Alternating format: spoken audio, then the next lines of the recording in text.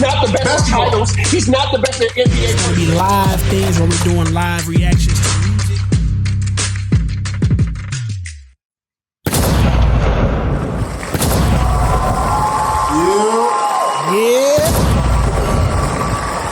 Yeah, man. Here we go. Yeah, buddy.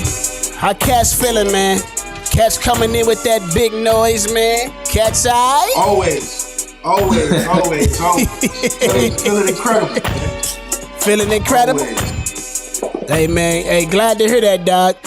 Man, it's your boy Word back at it again. And I almost said what's the word? I ain't did that in 50 years, but you know, it's the word of Klarity, man. With your boy Kenny G in the building.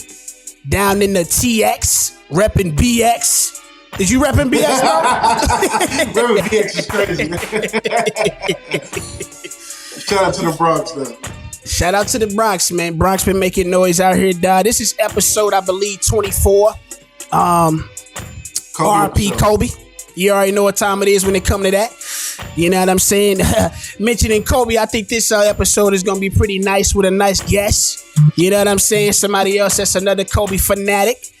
But yeah, man. How Cat's been feeling since the last episode? You know, we had, who was that? Kyle Torrey.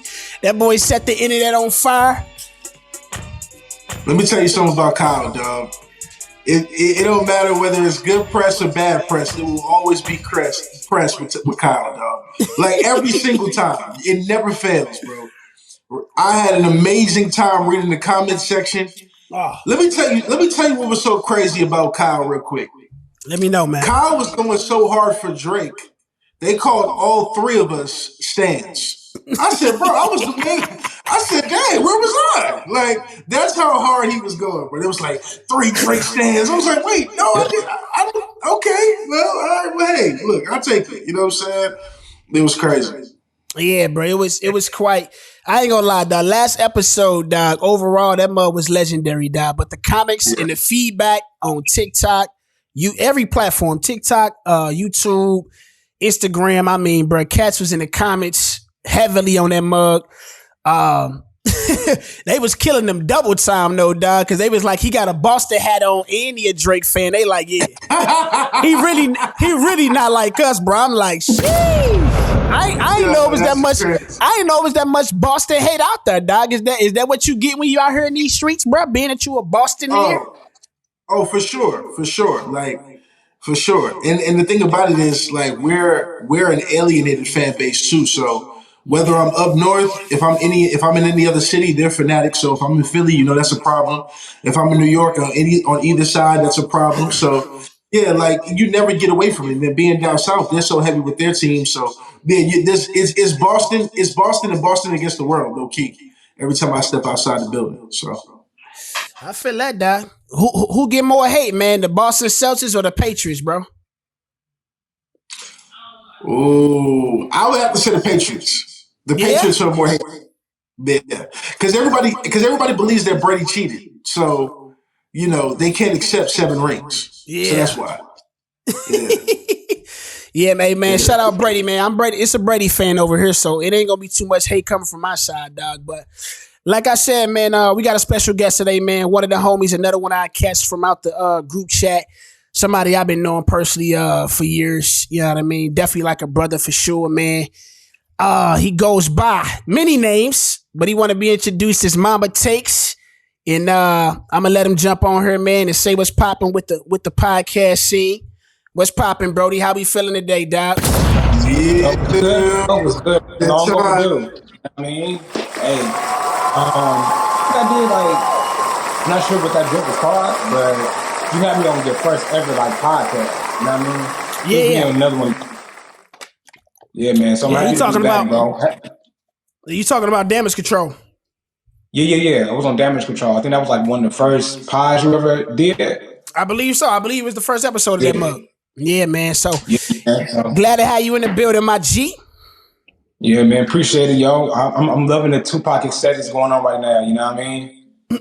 Yeah. And it wasn't. And the best part about it is it wasn't planned at all. You know what I'm saying? It just shows that cats love Tupac across the world. Oh yeah, 100%. 100%, dog. I was the East Coast dude loving Pac too. So people used to hate that, but I was like, hey, you gotta give credit where credit. But I mean, I ain't like, mad. the crazy part about it is, like, dude is like, he's from New York. You know what I'm saying? Like, that's where he was born. He spent a couple of years in New York. You know what I mean? Yeah. Yeah, he's from the East Coast. For sure. Yeah. But man, doc, man, you know, we all been know in the know of what's going on with hip hop, dog. You know, we always talking hip hop and sports here, dog. So we gonna jump off really pretty much with the hip hop side today. J. Cole, he didn't poke his head back outside since his last seeing. You know, I see my man's right here with the 1991 hat on, put his head already down. What you doing, bro? You all right? I don't want to do this. I don't want to be here, bro. Go ahead, man. Anyways, man, it's a bittersweet. You know, I'm a Cole fan for sure, but he linked up. Oh, for real, like yeah, I'm a Cole fan for sure. I think we all Cole fans here, but he linked up with one of the guys that I've been a fan of as of recent, man. One of the new wave cats, Cash Cobain, producer / rapper. I love his wave. I love his production. I think his production is really taking over a lot of the hip hop, but definitely on the East Coast, like with the drill side, he kind of came and did his own spin to it. So I think this song came out, if this not past Friday, the previous Friday. It's called Grippy. And we gonna check this mug out, man. The internet kind of already giving Cole work. I don't know if it was necessarily from the bleed over from what he did after the Kendrick, or it's just it was saying it was a lackluster performance. But let's see, man. She like my kick game, and when you meet on kick game, I put her front row to Nick game. Now she in my phone with a nickname, Grippy. Grippy, I call her that cause it's grippy. She thinking the hip, she a hippie, and she thinking the lip, she gon' lick me, and she sending a flip when she hit me. Even her not like Ripley's. She said she was gay until I slayed. I'm on the way, and I be showing her quickly. On the highway, I'm doing 150. What you got over there? You pointing over there? What you got to say, Kenny G, bro? See, the thing about it is this, man. I'm first of all, let me just say this. I think in the chat, I've named Cole. Cole had the best 2-year run that anybody's had in a long time. That includes Drake for me. Like, yeah, Cole's feature run, Cole's lyrical onslaught, Cole's ability to insert himself as one of the GOATs of a generation. Like, that mug was real. And the way he killed giants to artists alike was just incredible. Yeah. I'll say this. I don't know if it's because of what we just have come off of, or the apology, which I think is a little bit of everything. I don't even think this is as bad as the internet is making it seem. Yeah. But I don't think it's what most people wanted to hear, if that makes any sense. It was almost like, and maybe we'll touch on this, I don't know. I did look at the notes, but I just can't remember. And if we touch on it, we'll touch on it later. To me, it felt like how I felt about the other feature we got not too long ago, which actually we are going to touch about it later on, Drake's feature. And we'll talk, I'll wait to share my thoughts on that. But it just I felt similar about both of these in the sense that it was tone deaf for what the culture required. I'm going to just say that. Pussy so good, I just had an epiphany. It's grippy and wet, you know I'm a vet, but you're making me feel like a rookie. What you say, Dad? Slander Cole in any way. Hold on, I said the last thing I want to do is slander Cole in any way. I hope y'all give rave reviews so I don't sound like a hater, and maybe I sound crazy. When I heard this, I was disappointed. I ain't gonna hold you. Yeah, I was disappointed all the way around. But again, I don't know if, I'll be honest, I want to be fair to Cole. I don't know if I'm disappointed because of my personal expectations of what it would look like for Cole to return off of an apology, off the turmoil, off kind of like taking a step to the left in light of one of the greatest battles we've had in hip hop history. Like, I don't know if that's the reason why I hear this verse and don't hear it with honest ears. I'm not sure. So I want to be fair about that, because I'm such a Cole fan, right? But I just feel like something else before this, like if we would have got an initial return from Cole, you know what I'm saying, where maybe he just gives us like a slight freestyle or something, or just, you know, some bars or whatever, and then this drops, I think the perception and the reception from the fans would have been way different than maybe even how I'm hearing it or how some of the internet's hearing it. I also think the internet is exaggerating of how bad, quote unquote, this is. I'm just not a fan of this because I know even on other records, like I said, that he's had with Boz and other people from Dreamville, stuff like that, where his vibe has been present, he's performed at a higher level. So I've kind of anticipated that. And a co-feature now means something different than what it meant years ago. Like now, the expectations for a co-feature are high. Party record, bars record. Like he's shown that he can do R&B records. He was on the Summer Walker joint, so like he can do it all. So now when Cole comes in, you're expecting Cole to be supreme, and anything less than that almost feels cheap. So yeah, that's why I'm gonna leave it, fellas. Y'all tell me if I'm tripping. Maybe y'all can spring some praise on this joint. I don't know. You know what I'm saying? Y'all let me know. I mean, to be honest, I think it's a mixture of everything. You know what I mean? But I definitely feel like coming off the beef and especially his apology, I think a lot of cats is going to look at Cole. It's going to take a minute. You know what I mean? Because even some cats with that project he just dropped, which was Might Delete Later, that mug is fire. Yeah. You know what I'm saying? Like if you go back and listen to that mug is absolute fire. But after the apology, you know what I'm saying, not too many people went back and listened to it. They kind of act like it don't exist. So I think he's still getting a lot of that flack from what he did, you know, with the apology. And I don't think it's as whack as the internet making it seem. To me, honestly, I feel like if it was any other artist, like if it was a Young Thug, if it was a Gunna, if it was a Lil Baby that had the exact same verse, cats would not be thrashing it. And I think that plays a part in J. Cole apology and also the hype that he's coming up off of with features. So I think it's a mixture of everything, you know what I mean? I don't think it's the best verse, but I definitely don't think it's as terrible as the internet making it seem. You know what I mean? Yeah. Hold on real quick before you respond, Word. Let me just say this too. Just because it's not on the docket. Hey, you want to talk about one of the greatest comebacks in hip hop. I'm only mentioning this because you named it. Hey, Gunna's project is insane to me, dog. I'm not gonna hold you. I have not listened to Gunna. Hey, I get it. Listen, I understand. If Cassie's not supporting, I condone people not supporting. But if you happen to come across some of that music, man, keep going. Go ahead, Will. I just need to say. Hey, you got it, bro. You got it. I'm waiting for a Young Thug to give his take on Gunna before I get to playing him. Me too. Yeah. So I haven't listened to the Gunna joint. Yeah, I just haven't made it. I haven't listened to a Gunna record in a while. The last record I spun by Gunna was F You Mean because it was everywhere. But as far as this record, yeah, now this record, this verse and record is, I mean, like I just said, bro, I'm a Cash Cobain fan.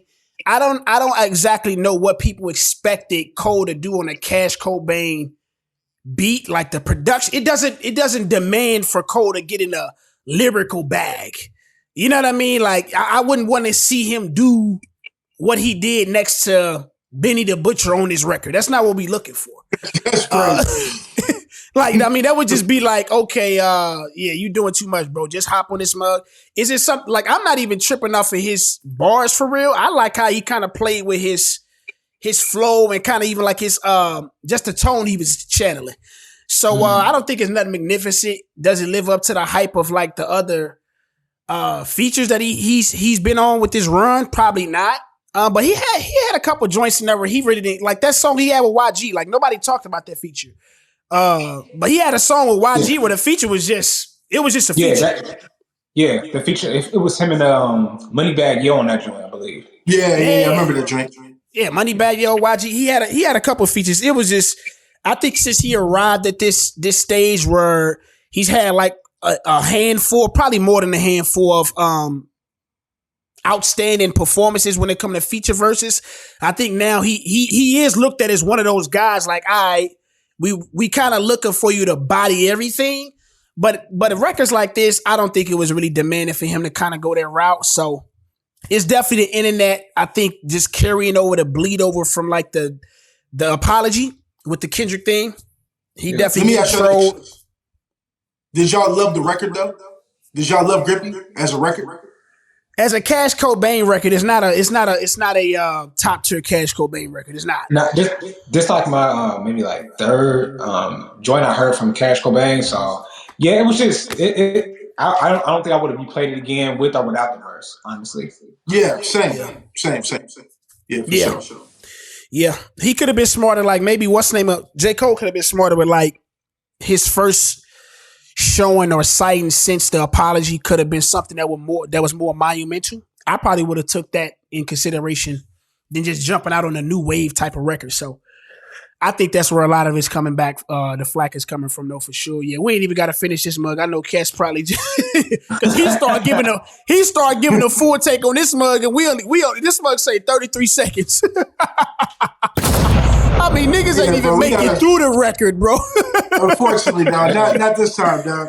Unfortunately, Kenny wasn't having it, bro. He was ready. He was done once you start playing it. He wasn't having it, man. But now, what's y'all take on this nigga Drizzy getting on this getting on, and he didn't necessarily get on the actual entire beat of the BBL beat by Metro, but it was Sexy Red came out with a mixtape, I believe. I think it was called In Sexy We Trust, something like that. Yeah.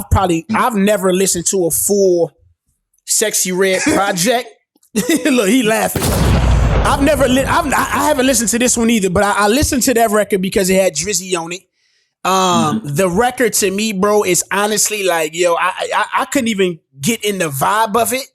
That hook is terrible, bro. I don't know what you.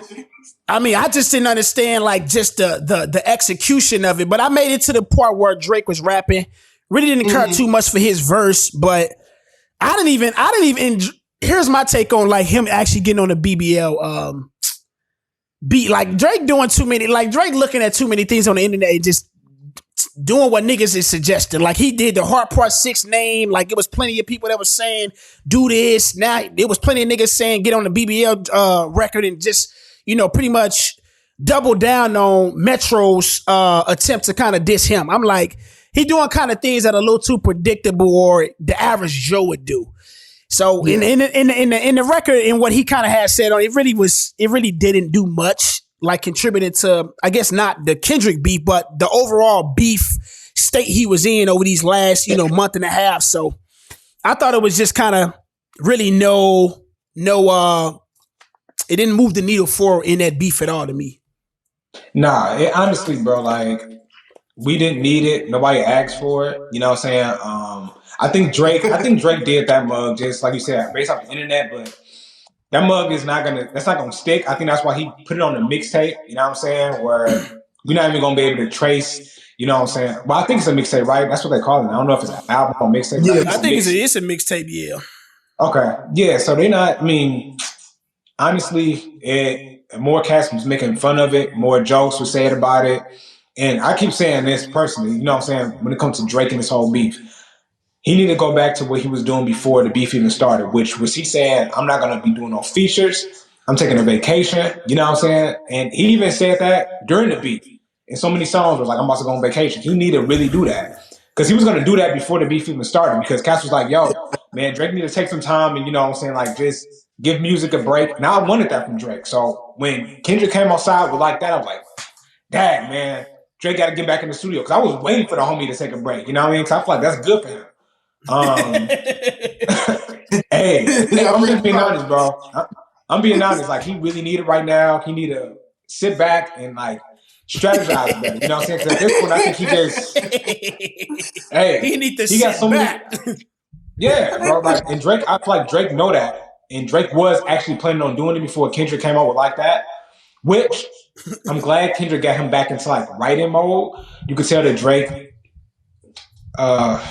I'm not gonna say his writing fell out, but he got a little bit lazy with the pen where he was able to make hits, make club bangers, you know what I'm saying, like that. But the beat actually got us listening to Drake in a lyrical form. So I'm happy for that. But with this track, like, we didn't need it, bro. Like, and I keep telling everybody, like, all the Drake homies I talk to, Drake fans, I'm like, me personally, if he's not coming back outside pushing that red button, he could wait a whole year, bro, till he release anything. Like, that's just how I feel. A whole year, Larry? Yeah. A year, bro? Drizzy don't need a year. Drizzy need about 6 months of recoup. You know what I'm saying? Take a little vacation, go to Turks again. No, I'm not saying to recoup. I'm saying, like, if Drake drop anything, right, the internet is going to be like, You took an L versus Kendrick. You took an L versus Kendrick. When you gonna diss Kendrick? Or are you running from Kendrick? You know what I'm saying? He need a year to be like, oh, that mug is done, over. I lost the battle, blah, blah, blah. Because anything he released right now, people are gonna still be talking about the beef. You know what I'm saying? Even 6 months from now, I believe. Yeah, I agree. I agree with you. Yeah, I agree with you. That's actually a really good point. And you know what? That kind of bleeds into where I was going to go with my critique of the record. First of all, the record is terrible. I don't care what nobody says. The sexy is terrible. Drake is Drake. Listen. Drake can low key sneeze on the record, and you think, hey, this is halfway decent. I'm cool with it. You know what I'm saying? Like Drake just kind of has that effect and that presence on the record. However, the biggest piece for me of this record wasn't even so much that he rapped on BBL Jersey, okay, but instead of third. It was the tone-deaf nature of the decision for this to be the release at this time. Let me explain. In Euphoria, that nigga literally told him, when you stand next to Sexy Red, I see two bad chicks, you know what I'm saying? Y'all, you might throw ass with them, all that other stuff, this, that, and the third. And your first record after this battle is pretty much concluded is a record with Sexy Red where you're talking about BBLs.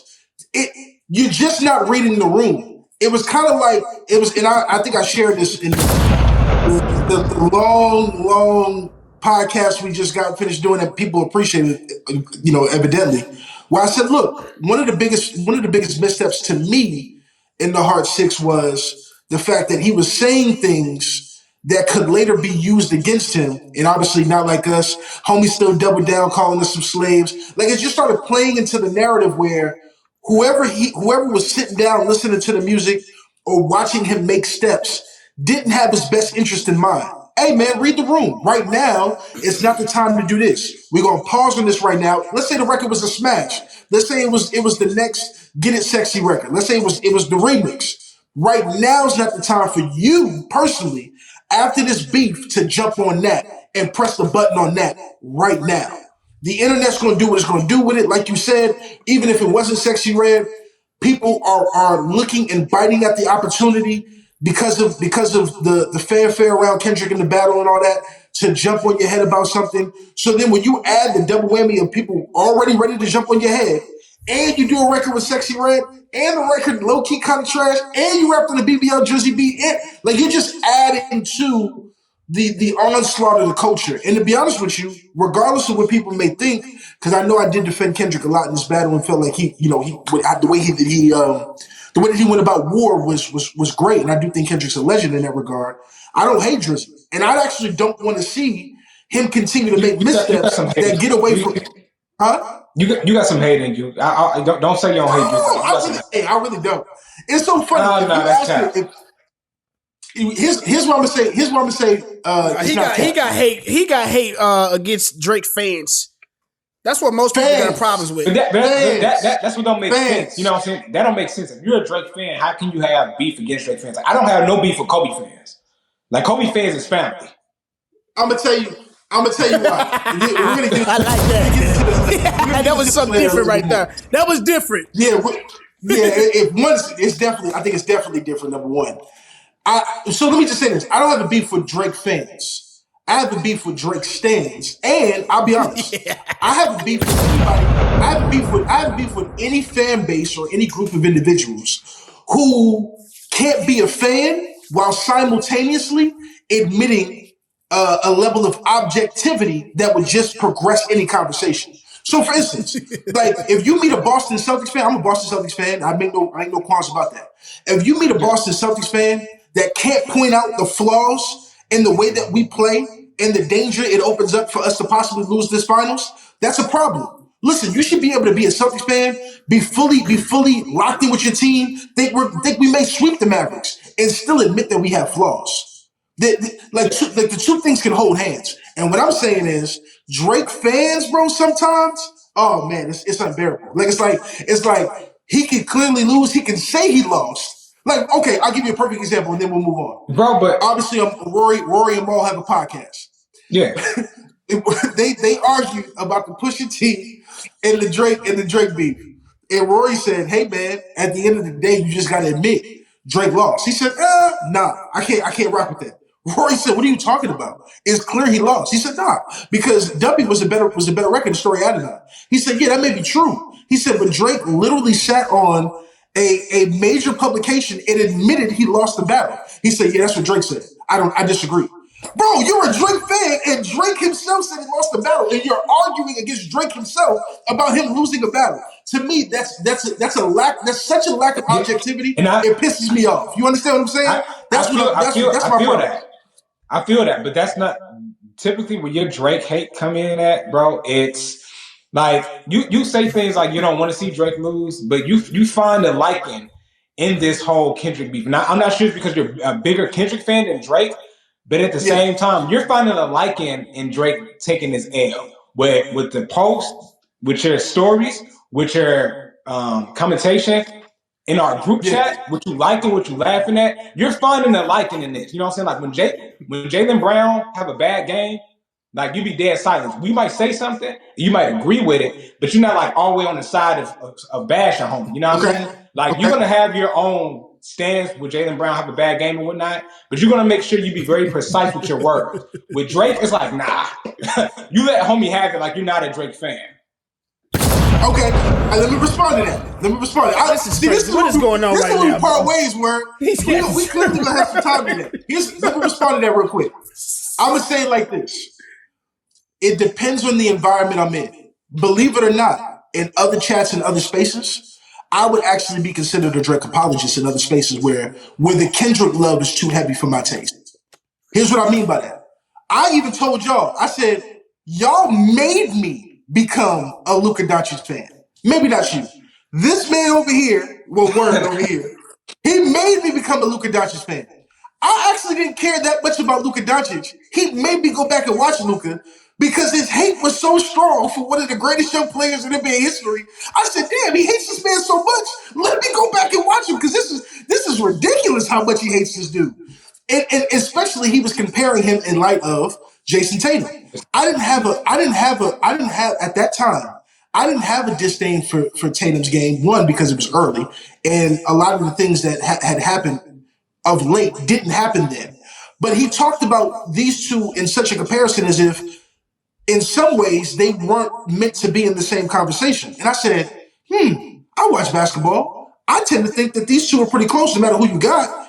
For you to hate this man that much but love this one, that don't seem to make sense to me. And then I went back, watched Lucas, and man, I really love Lucas' game.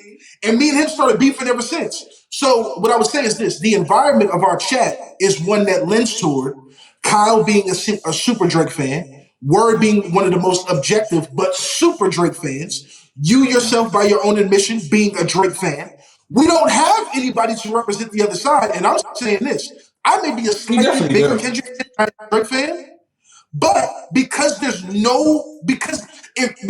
literally no equal discourse happening when Drake drops something in light of the culture, we belittle the culture because of how much love for Drake is in the room. And I'm saying, hey, whenever that happens, I become a contrarian because it's like, wait a minute, I don't like that. Yeah, that's what you gotta be. You can't let the rooms conform you into what you're not just to balance the room for the sake of that. I don't like that. That's crazy. That's crazy. Wait, but let me be clear. That's just nuts, bro. It's not that I'm not that. That's the point. It's not that I'm not that. The point is, I'm for anything as long as there's objectivity. But when cats start agreeing so much to where no one else can get in edgewise, for instance, we started making a conversation about Drake in light of the culture. And at one point, the conversation was Drake had no peers. And I get what you mean if you say that, but the reality of the situation is Kendrick Lamar is clearly a peer. I mean, especially when you look at Grammy nominations and things of that nature. Like in my opinion, Kendrick Lamar has been a peer before this battle. We finna get into something else. So for you to make a statement like Drake has no peers, to me is lacking objectivity and leaves room, cutting out a whole side of a conversation that I feel like is fair to the culture. I do step in and say, this too much. Look, Kendrick, we can sit here and say he wanted beef, but the conversation of if Drake has any peers, we not gonna open that. That's a whole different. Because to this day, I don't think it's even a conversation for that. Anyways, man, what's because he was finna open up something totally different. In this no. I was just making a statement. Go ahead, bro. Go ahead. What's your take, man, on Bronny ending up in LA, man? 70-30, 60-40. What's the odds looking like for Bronny James? Yeah, Bronny James. Let me make sure we know who we talking about in here. What is the odds of him coming to LA? The Lakers. His odds lays in LeBron's hands. If LeBron want him in LA, he will be in LA. That's how I look at it. And it's scary hours for me. I don't want him there because right now the Lakers are becoming like the LA Lakers. Like LeBron James, like he's becoming a leader of the whole franchise. Like he's making all the moves with even getting Anthony Davis there, which I'm like, I'm happy he's there, but I know LeBron has some assistance with that. We're gonna get JJ Redick. He's going to be there. He's going to be our head coach. Like, I'm more than confident in that. That's obvious. That's actually a move for Loquito. So, in other words, it's the LA LeBrons. That's not a great move. Not for him to be the head coach. No, because one, he's a new coach. I think he can be a coach somewhere else. Yeah, JJ Redick, he shouldn't come to LA, bro. He should just remain at ESPN, do the podcast with LeBron. And maybe go take a Charlotte Hornet. Bro, being a coach in LA is not for somebody like JJ Redick. Not for no new guy. I'll have to ask. I'll ask about that another time then. Go ahead. My bad, guys. Go ahead. Go ahead. We still talking about LA. Yeah. We still talking about LA. Bronny being in there. So to answer your direct question, so I can get to the next one in fairness, because I want to make sure we answer the question. I know you did. You said a high chance as long as Bron wants him. I don't think LA is going to take Bronny. I don't think so. I don't think there's a high chance he comes to LA. I'll be honest. The more and more that I take a look at mock drafts, the more and more that I take a look at how analysts and actually scouts view him. Not analysts, actually. Analysts don't matter. How scouts in the basketball public views Bronny. I think Bronny is actually going to do what he can in his little bit of power to one if he gets drafted in the second round. But in his little bit of power to stay away from his dad. I think he desperately wants to stay away from his dad's shadow, and I think that he will do what he can as a son to go to his dad and ask him about that. Like, hey, please do not put me in any arena where me and you have to be coupled together. I don't think he wants it, and I think he's going to ask he's been called for like at least like 10 or like 12 teams, something like that, but he's only trying out with the Lakers and the Suns. That's a choice from him. Yeah, that's big. I mean, I've seen that. Is that confirmed? I've seen that. Bro, I did see that. I'm telling you, that none of the two teams, because there was even rumors that the Suns really want to go after LeBron James. I don't see that happening.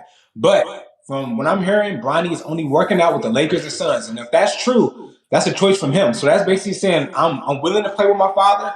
I'm going to like a title contender team. Okay. All right, I'll stand corrected on that then. If that's true, then I don't understand that. But okay. Yeah, okay. Honestly. Also, no, go ahead. I was just going to ask a question about JJ. Oh yeah, come on. Yeah, you been trying to get to all these sidebar this dude. No, bringing up Gunner. I mean, he getting. Nah, bro, come on. Y'all just said JJ Redick would be a good coach, and I was about to say, bro. I would think.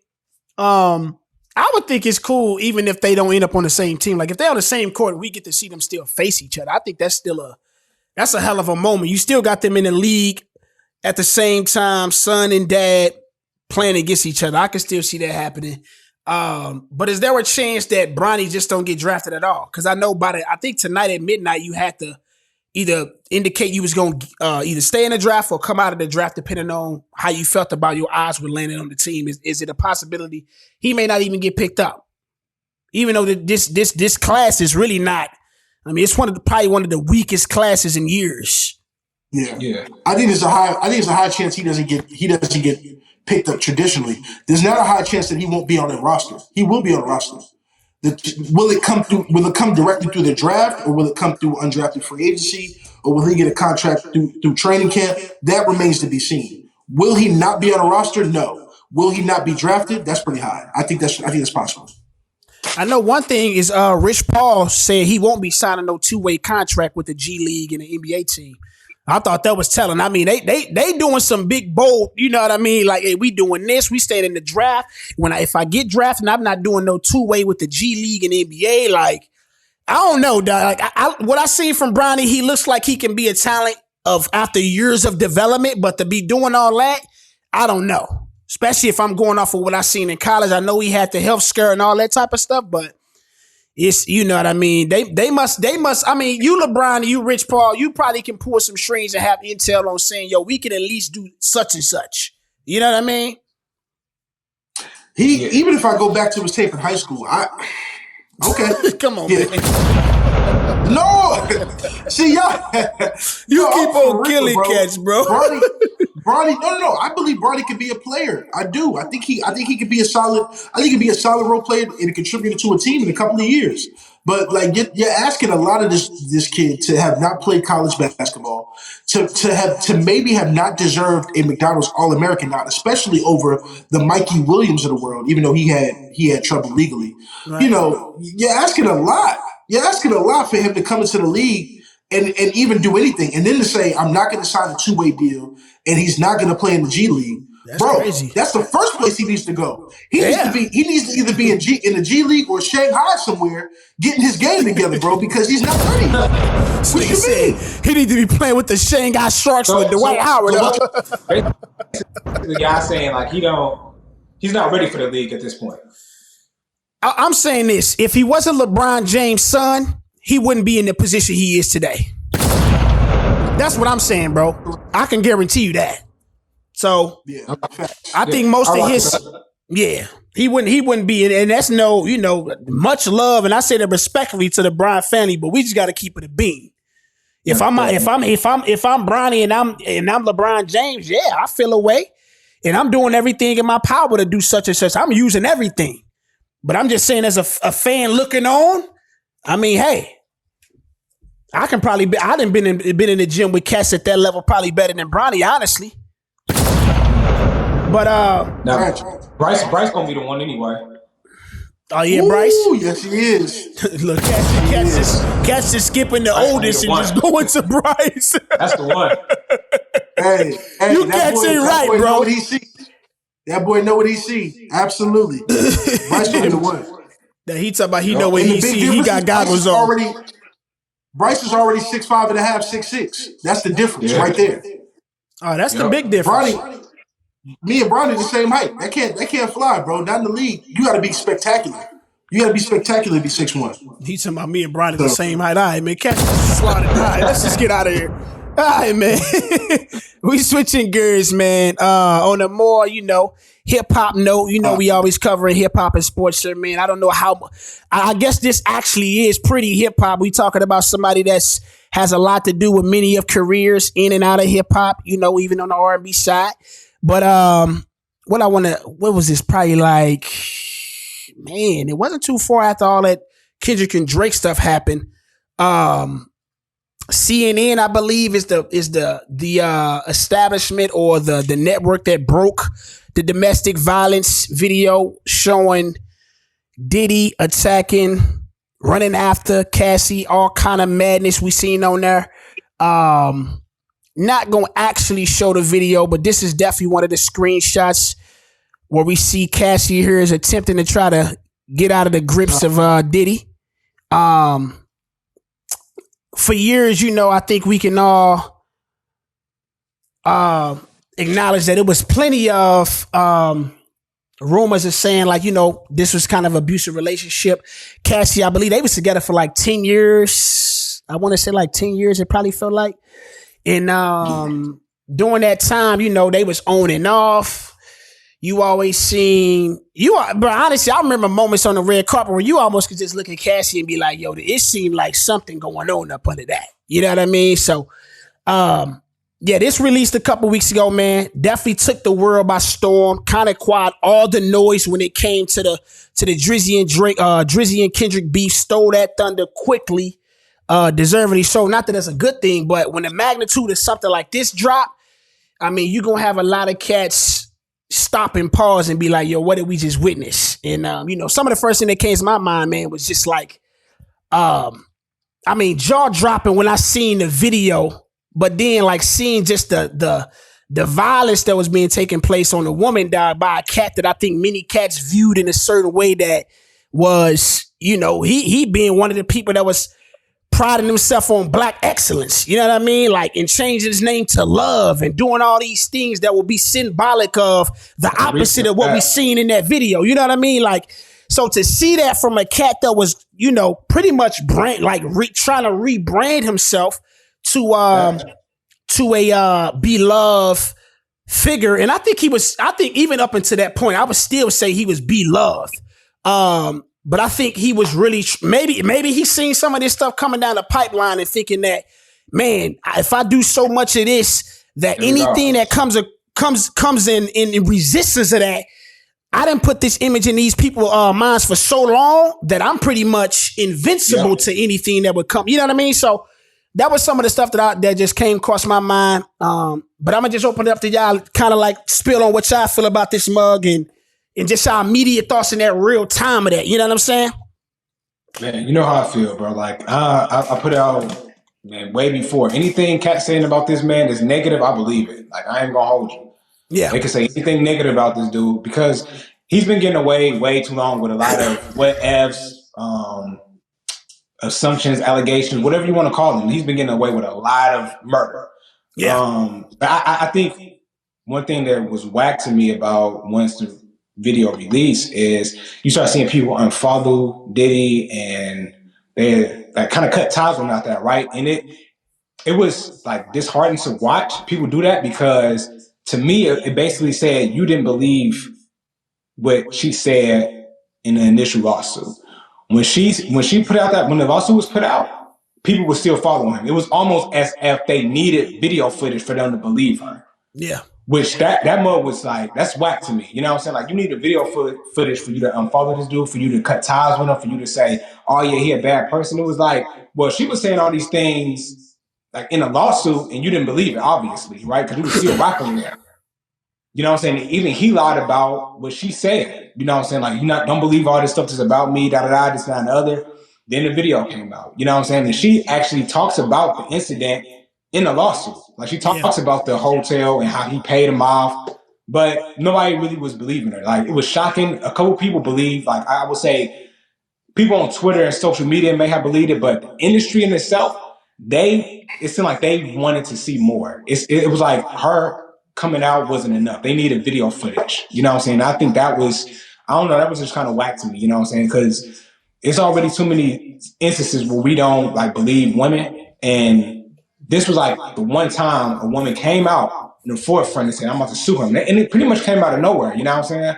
Yeah. And it was like, of course she had social media and she had women on her side, but it was like, like Steph Curry just unfollowed Diddy. LeBron James just unfollowed Diddy. I feel like those actions should have been earlier, you know what I'm saying? And not after the footage.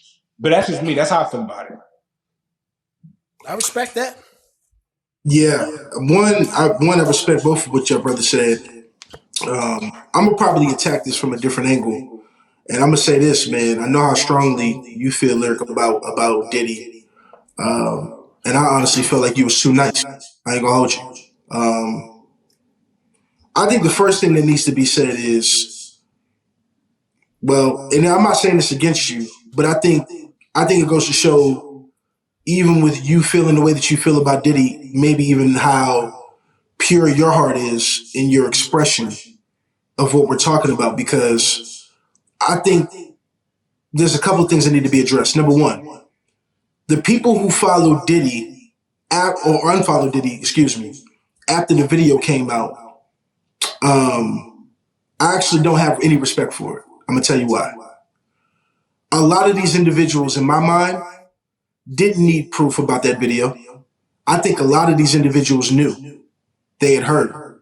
They had even been around during some things that were questionable or downright and damn right outlandish, and still turned a blind eye because of who Diddy was socially, who Diddy was, in the culture, what a relationship with Diddy meant for their prospects at the time, without that video evidence.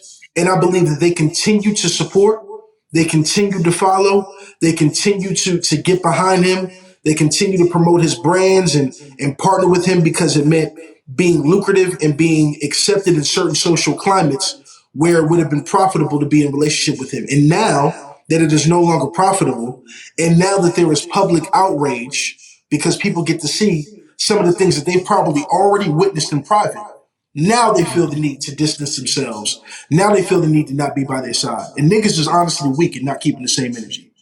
Some of these niggas who unfollowed Diddy are the same niggas who was at the parties, are the same niggas who was at the freak off, the same niggas who was watching him abuse women and saying nothing, the same niggas watching him smack members of his team and not saying nothing, the same niggas watching him mistreat people and slight them out of contracts and out of money and shice people out of millions of dollars and not say nothing. But now, because it looks cool to follow the crowd, they're unfollowing him. I think that's the first thing to say. The second thing is this, as it pertains to Diddy himself. There's not a single story you can tell me about Sean P. Diddy Combs, Love, or whatever name he decides to go by, that, like you said, I don't believe. At this stage, for you, because here's the thing, you've seen a couple of things for anybody who's watched that video. You've seen somebody who's been through domestic violence before. She knew exactly what to do. She knew how to act. She knew how to fall. She knew how to protect herself. She knew when the onslaught was coming, and even after the first attempt at violence, she knew there was more coming, so she knew how to cover. This is somebody who had lived under that level of violence for a long time and who had witnessed. So that long, when it took 7 lawyers to draft all the details of the lawsuit and all the accounts that she talks about throughout the duration of their history and their time relationally, I believe every single word. I believe every page, every word is clear, because the way she responded, even in that video, is reminiscent of someone who has suffered abuse continually. Also, we've watched this man do bad business with folks. We've watched him slap. We've heard about him slap his son's college coach over playing time. We've heard him take millions of dollars from the Locks, Danity Kane, 112, the band, and everybody else. We've watched him do so much stuff, bro. We've watched him be tied to people who may have killed some of the greatest legends of hip hop. Like, bro, we've seen too much, right? So I think, like, a lot of us, and even myself, the onus and the chopping block is on us to, like, not be disillusioned by someone's talent, or disillusioned by what they provide to the culture, or disillusioned by a good album or a good photo op, to not embrace true evil. And I've been a victim of that, as well as the American people. We need to take accountability for that. Third thing, sadly, this also goes to show me one last piece, and I think this is probably the most important piece of anything I have to say. If no one listens to anything else, this is what needs to be said. The black woman and women in general is the least protected individual in the world. They gotta jump through hoops, dog, in order for normal levels of protection to even be afforded their way. Think about it. We would rather protect Diddy, hearing all the things we've heard about him since the 90s to now. Protect his image, protect his brand, protect the marketing dollars, protect everything. But if a woman comes out and says, I've been abused, we need visual evidence before someone feels anything. Yep. That's crazy. What's Cassie? What's Cassie ethnicity? I just want to be accurate. I think she's black and Hispanic. I think so. And that's why I said women in general. So even if she's not, she's a woman of color at the very least. Some color, I don't know, but she's definitely a woman of color. So I want to be respectful to that. But women, period, bro. And also, I think this is a bigger conversation, because I think that in some ways the culture owes a debt not only to women, which is huge, but also to accountability, bro. Because there's a level in which, like, we propagate these individuals who we know are out of pocket, and we propagate them to a point where we make them the standard and the idols of what is to be followed, what is to be admired, what is to be sought after. And then when something happens, we're willing to protect them, even though we know damn well, bro, something's off. For instance, I think you mentioned this in our chat. You said, bro, Jay's next. If something really were to be uncovered, like we got to talk about Jay and some of the clear and blatant things we've we haven't said about Jay. But we love Jay so much. He's given us so much classics. He's given us so much material. He's been such a light in the culture. We would hate to call Jay out about anything. Yep. Even though some of his actions have been clearly questionable in the culture. So all I'm saying is, bro, our women deserve better. Our future leaders deserve better, bro. We need to take more accountability, bro. And honestly, I'm not for canceling folks, but for me, if there's anybody that need to get up out of here, bro, Diddy is definitely one of them, bro. We got to be done, bro. And shame on those people, bro, who decided to distance themselves from Diddy simply because it meant a photo op. Or simply because it meant, oh, now that the world is watching, we need to do this. Because y'all damn sure weren't doing that at the all-white party when y'all seen him go crazy, or when y'all were at some of these other events. I'm done on that. I just feel like that needs to be said. Nah, yeah, but it's something that needs to be. It's something that you got to kind of contemplate though. That kind of got to be said. And it's like when you was talking about the point where, like we can't let music or them being dope artists, like basically allow us to give them the pass to do these things, even or to allow these rumors to exist and we support. This stuff is gonna keep happening, bro, because you gotta think, bro. If Diddy been in the game for, let's say, 20 plus years, if you take 20 years away from my life, I'm 11 years old. 20 years away from your life, you XYZ. We so young when we getting on to these cats, bro. We growing up and we just loving them as artists. We not filtering people as human beings or individuals. We looking at these cats as either superheroes, people we aspire to be like, and ultimately like just musicians. Like we not thinking about that. So you got a lifetime long catalog of classics and things that we hold to musically. Unconsciously, bro, we begin to love these people that no matter what comes out rumor wise, we not really policing that. Into it, like I say in 2024 now, with so many things on the internet that you can kind of dive down as far as like a rabbit hole and kind of find out the background of things, that what was going on these times. But it's so much in hindsight. Emotionally, we attach to these people so much that you would have to almost unwind. And honestly, bro, to be truthfully, I think most people are on the side of let's cancel, let's get rid of this guy, not because truly they feel like that about this person, because they gonna love the music continuously. It's the same thing that happened with R. Kelly. It's plenty of people that don't like what Kelly did, but they loving his music. And so it's so hard to unwind your feelings emotionally to the music attachment that I don't see this type of like how we saying we can't allow this stuff to happen anymore. I don't think when we listening to these people music, we're not having a conversation with ourselves about how good are these people as humans. We just saying how good are these people as musicians. But I think that in some like in some way that needs to change though. You know what I'm saying? Whether it's how we allow, you know what I'm saying, our youngest to listen to music, what we actually play on radio. Because it's the thing, you know what I'm saying? There's been a lot of rumors about Diddy, but he was still on the Breakfast Club. He just won what was the award he won at BET Awards? It was something like an honorary award. Oh, Lifetime Icon Award. Lifetime Achievement. Yeah. Right. And the heads on Red BET, the people that voted for that to go past, you know what I'm saying? The people that like Mary J. Blige who announced the award for him, you know, who gave him an award. All these people knowing this thing about Diddy, right? And that's my thing. Like, just because the fans don't know, the industry know. So that it's a charge to the industry for me. And I know they're not going to do it because they make money off these people, right? But for me, I grew up, you know what I'm saying? Everybody grew up differently. I've heard these things about Diddy as a youngin'. It was just always questionable. So as I got older, I started to hear these things. I really started to pay attention. Like, nah, it can't be a bunch of people just doing this for clout. It can't be a bunch of people doing this because they just want to allow him to. Now, I got to be some truth in this, right? So I started to watch interviews of people that he had relationships with, like, meaning like business-wise. Ex-bodyguards, ex-bad boy members, you know what I'm saying? Employees, people that work closely to him. And all of them are pretty much saying the same thing about him. So all these dudes are just lying about him because they want to see him like a downfall? Are they telling the truth? And we're just turning a blind eye. Because the thing when Diddy just dropped his album, all these allegations pretty much is already on the internet, in the air. People have already said these things about him, but cats still want to, you know, cheer for him at the BET Awards. This says album, but all these things is already right in front of us.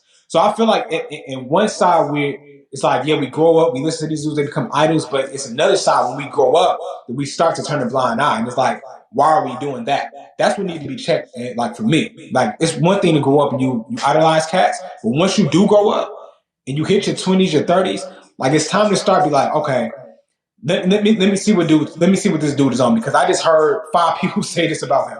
Like, let me check. You know what I'm saying? Because same with R. Kelly. Did it actually take Survivor R. Kelly for us to say that he was that guy?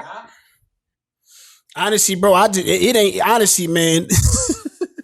I don't laugh on this subject, bro. I'm just being 100. I'm just thinking about. I just know, bro. Black culture and hip hop. It's not synonymous, but there are things that cross, and it's a lot of things that I think. In some moments, bro, we want to act like this has always been a morally good genre, or it's been a lot of things that's been held high morally as like, yo, we proud of this in our culture. It's so many things that we hold in the avenue that is coming through. If we love it, right or wrong, it's gonna get championed. You know what I mean? And I think like when we try to when something blows up to the degree like a video like that, that's the only time we gonna be just like all on the same fence for the most part. Cause like you said, bro, most people had to see that before they made a move. If not, we finna keep going. We finna keep jamming. We gonna keep running to all this stuff gonna still be in motion. Like something has to hit the fan where it's so unruly that if you still rocking with this person, you gonna look crazy at this moment. Outside of that, I don't see nothing changing. That's my point. Where you mentioned what I think you're touching on is spot on. It's accurate.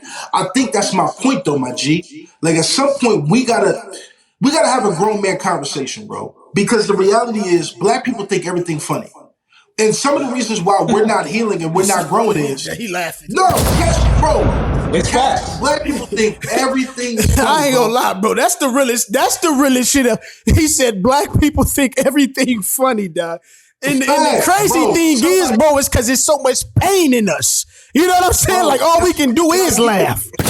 And real talk, and I get it, because the thing about it is we are the best at making lemonade out of lemons. We're the best at that. Yeah. At the same time, there's a point where that gets toxic, though, bro. And for sure, we'll laugh because somebody's grandma got shot if the way it happens is crazy enough.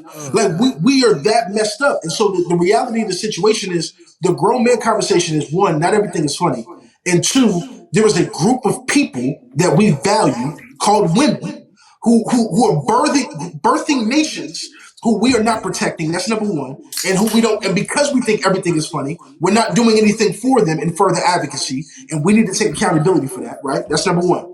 Number two, abuse, DV, pedophilia, all of that, even from this battle. Like I was even thinking about it, like, we're enjoying this music, but we kind of got to be careful, because if the allegations of DV and the allegations of pedophilia are not true, these aren't things we should be throwing around on either of these brothers, right? This is serious stuff. That's something we should consider. You talking about the Drake? What you talking about the Drake? I'm talking about the Drake Kendrick beef. I'm juxtaposing the Drake Kendrick beef to what we're talking about now, only from the standpoint of like, it just shows that the culture thinks everything is funny. And so when you talk about how like black culture and hip hop culture intersect, and then you also talk about the fact that we kind of are disillusioned to think that this genre has been positive. No, it hasn't. And I think we need to be honest about that. We got one of the most toxic genres in the world.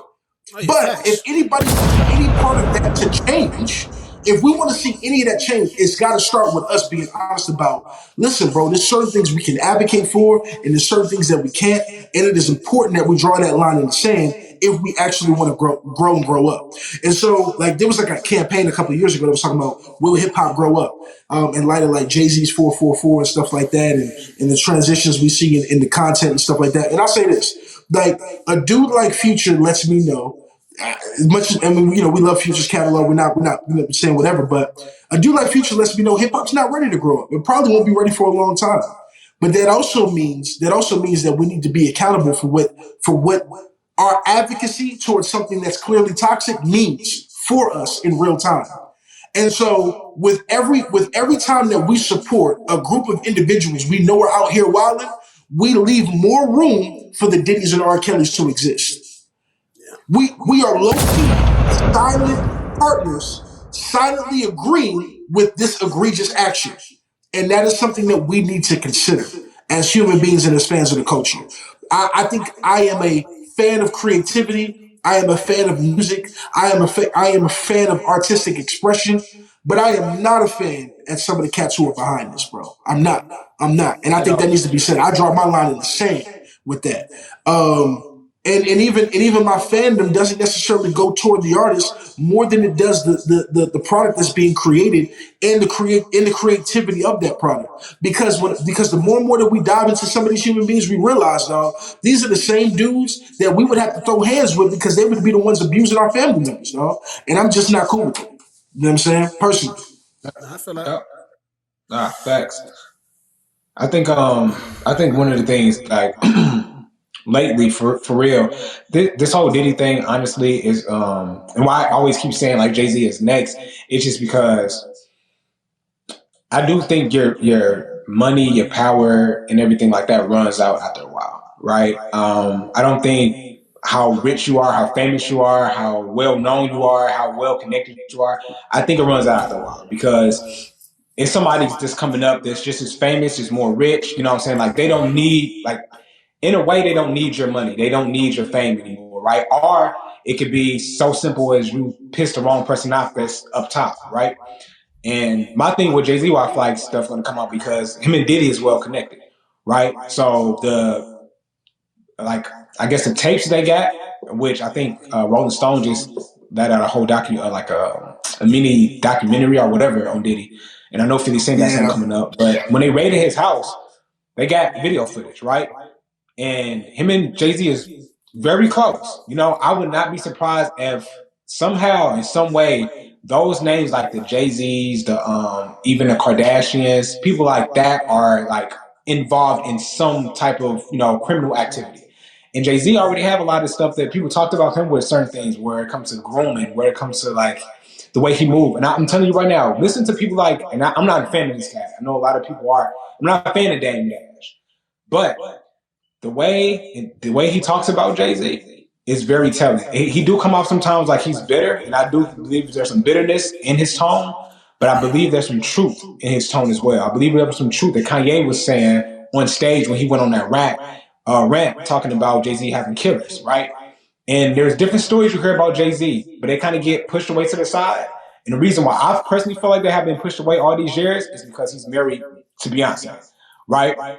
Beyonce is his protection. You know what I'm saying? That's why he's not going down. Because they like, if he go down, that means she got to go down. So I believe that she's saving him some time. That's the only reason I feel like he haven't had his yet. But I don't know when it's going to happen, but I believe once Diddy officially go down, I believe Jay-Z is next. That's my belief. Yeah, I believe. Yeah, but Beyonce is beyond. I think she's beyond. I can't see Jay going down off of that alone, dog. I just feel like you open up a whole nother, yeah. Let me play this Diddy apology and then we kind of still talk about a few more things that we kind of already touched on, but let me play this right quick. So difficult to reflect on the darkest times in your life, but sometimes you gotta do that. I was fucked up. I hit rock bottom. But I make no excuses. My behavior on that video is inexcusable.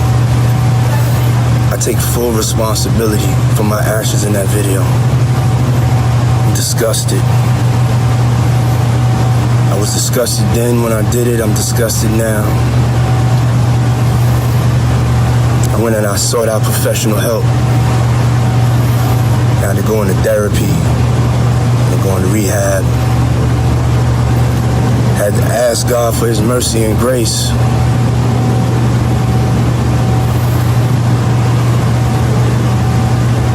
I'm so sorry. But I'm committed to be a better man each and every day. I'm not asking for forgiveness. I'm truly sorry.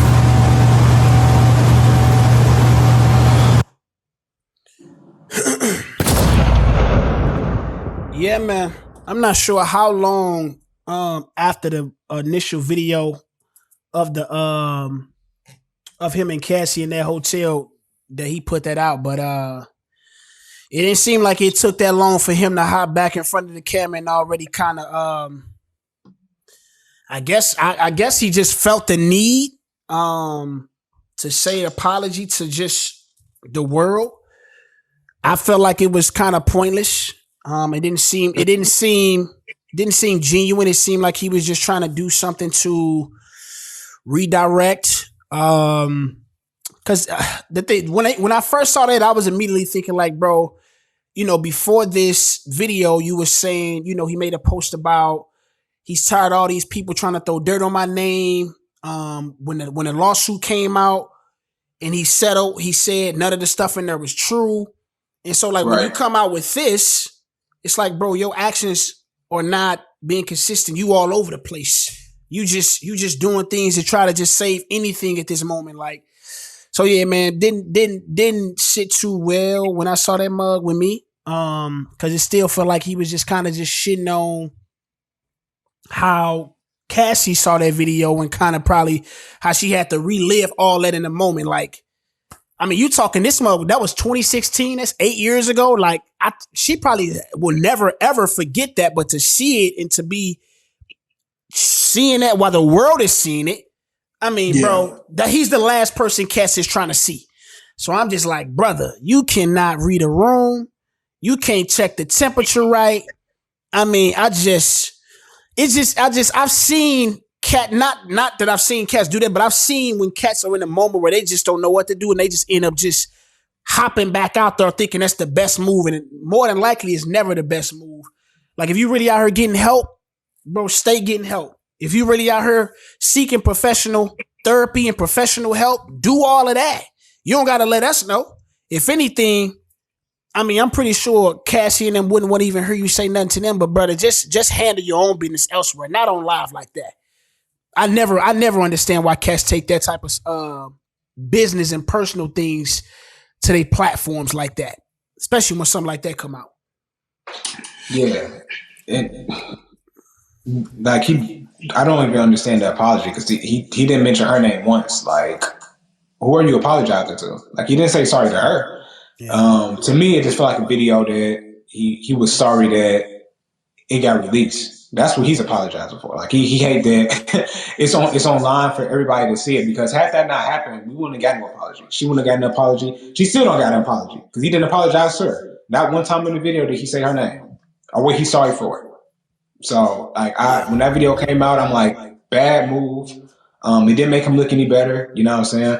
But like what Kenny said earlier, we laugh at everything because now it's like Cash using that video clip with any and everything right now, bro. I gotta admit, baby, they all funny. They are funny. I will say that. They're repurposed though. I'm not laughing at the original context. But that mug is Yeah. No, facts. I wonder a couple of things. One, first thing I paid attention to in that video is, listen, man, I believe in God, man. I believe that God is a merciful God and he gives and grants forgiveness to all, which is why I don't believe in cancel culture necessarily, man. But you gotta listen to what people are saying, right? If we're just talking about original context. He kept saying, I apologize for my actions in that video. I hate that people were able to see that video. So if you listen close enough, he's not sorry for what he's actually done, or even in light of the video, taking a level of reflection and accountability for some of the things that have been present in his life. He's talking about, like Lyric said, the release of that video and the public nature in which we can now see him uncovered and exposed in a way that otherwise would not be the case. Because sometimes if that were the case, right, and you were exposed in that way, we've all been exposed in some way, shape, or form, and you say, you know what, this has been heavy on me. Thank God I've been exposed. Boom, boom, boom, boom, boom. I'm just holding it out there. I was tripping. That goes over way better than, man, I hate that you've seen that video. And that's what it sounded like. It sounded like he was almost, in a way, apologizing while simultaneously doubling down on everything he said previously, which was Cassius throwing dirt on the God, the truth will be revealed, everything comes to light. And what came to light made you look crazy. You know what I'm saying? So, yeah. And so that's the first thing. The second thing I wondered was, where is Diddy's team? Where are they? You know what? I'm done wondering that, man. Wait, where are the niggas who take his phone and say, "Hey, bro, go on vacation, and we will tell you when to return"? Get your ass away from any phone, from any camera, from any live. Don't make no appearances. Don't speak. Don't say nothing. We don't want to see your face. Don't let TMZ catch you in the Philippines taking pictures and you and King Los hanging out writing bars. Like, get away. Get Right, away. man. He was ducking the paparazzi. Bro, King what? Los. Like, Yeah, get okay. King Los face, bro. King Los face looked crazy. I couldn't do nothing but laugh at him. To myself, fellas. Then I kept thinking. First of all, I'm childish because I kept thinking to myself two things. One, I said, "Is this nigga King Los crazy? This is the worst time to be around Diddy." That's number one. Is he out of his mind? I don't know what King Los was thinking, bro. I don't know what that man was thinking. Then lyric, I'll be honest. This is how childish I am, dog. I literally said to myself, I said, bro, the next time King Los has to battle in a 3-round battle on URL or otherwise, they are going to slaughter him about this, dog. Absolutely. You are about to catch the worst 3 rounds in your life. Like, they just it's over. It's over, bro. So his reaction, bro, like he tried to duck the paparazzi. Like, it's too late now. We caught you. Nah, bro. It was when I seen that video, I'm just like, bro, what in the world is he doing right now? Dog? He looked clueless, bro. Yeah, it was definitely not a good look, man. Yeah, no, that apology, bro, was pretty bad timing. It wasn't even an apology, like y'all said, man. Yeah, man. But now, when you was talking about where's Diddy team, bro, I'm like, bro, I don't think Diddy really got no team, bro. I think Diddy has probably always been at. Man, I'm just saying. I think he probably got actually a team, but I'm just saying from a standpoint of like, yo, who can really tell this nigga what to do when he probably gonna do what he want to do anyway? He probably just gonna do anything despite what team or PR or, kind of the people he should have in place. I mean, just look at, we've seen this nigga literally live life on TV. Like, it don't seem like this nigga got a team. He talked to people crazy. And it's crazy. Like, it's crazy. Like, it's so crazy. I'm just thinking about it, just about the shit on like making the band. Like, when you think about the niggas saying like making niggas go pick up a cheat, all these moments, bro, like having niggas walk to go pick up cheat. This was stuff niggas like me was like, oh yeah, that's the type of man. You know what I mean? Like, that's, you really want a nigga go do X, Y, Z. The video of the nigga when he picking up the phone, he like, tell me something, give me anything, I can do it. I can do anything I want. Like, all that type of shit, bro. And that content, like, bro, to think that that's channeled in the right way from a nigga that's just hungry and want to be successful and want to give out opportunity and want to, you know what I mean? Like, see the growth of black people, all this other stuff.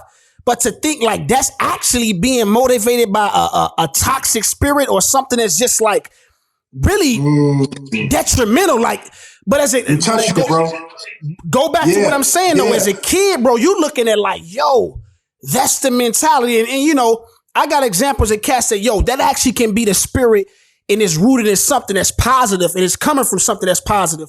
But bro, a lot of times now that this is full circle with him, it's like, bro, I don't think that probably was ever the case with somebody like a Diddy. Like, that was probably just a nigga that was just like literally abusing power. You know what I mean? Like taking advantage of people where the dynamic is like, yo, I'm Diddy. These niggas want opportunity. I'm finna have these niggas do any and everything and make it seem like, yo, this is what it takes for niggas to get in the industry or be where I am. Like, it's just, I'm just literally thinking about it in the moment. Like, yo, that's crazy. It make me like everything that's coming out right now is making me question. Like, I wonder what R. Diddy has done to get to where he's at. You know what I'm saying? Because I'm one of the type of people that believe like, talent can definitely take you a lot of places, but I believe there's extra stuff to reach that rank. You know what I'm saying? Whether it's, you know, it don't have to always be like having sex workers or anything like that, but the way that Diddy always kind of painted the picture of how to get to this level was always something extra. You know what I'm saying? You got to do this. You got to be this person. You got to like, and it's always like unsettling. And when you watch other videos of him with young Justin Bieber or young Usher, those videos have not released yet. And man, once stuff really started like unfolding, the stuff that Diddy really has, like this Cassie thing is just I'm telling you, this is just the beginning, because a lot of stuff. So you think this is just the tip of the? You think it's a whole?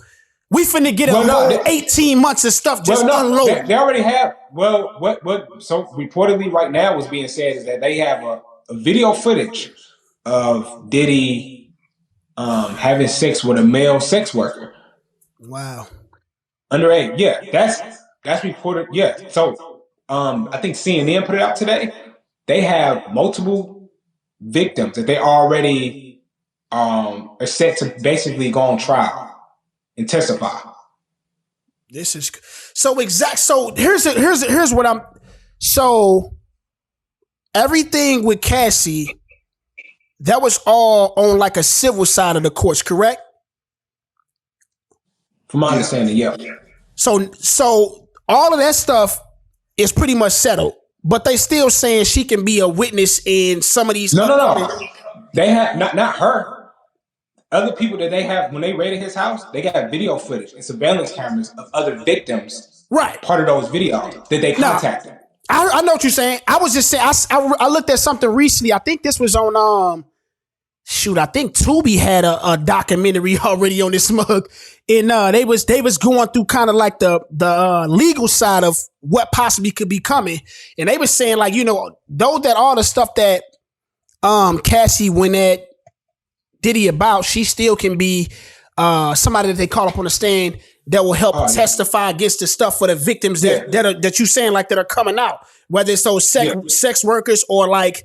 I think it's like up to 8 lawsuits right now, bro. I think Academics was covering it the other day. So she can still be pulled into all that, though he already settled $30 million with. I'm like, bro, this.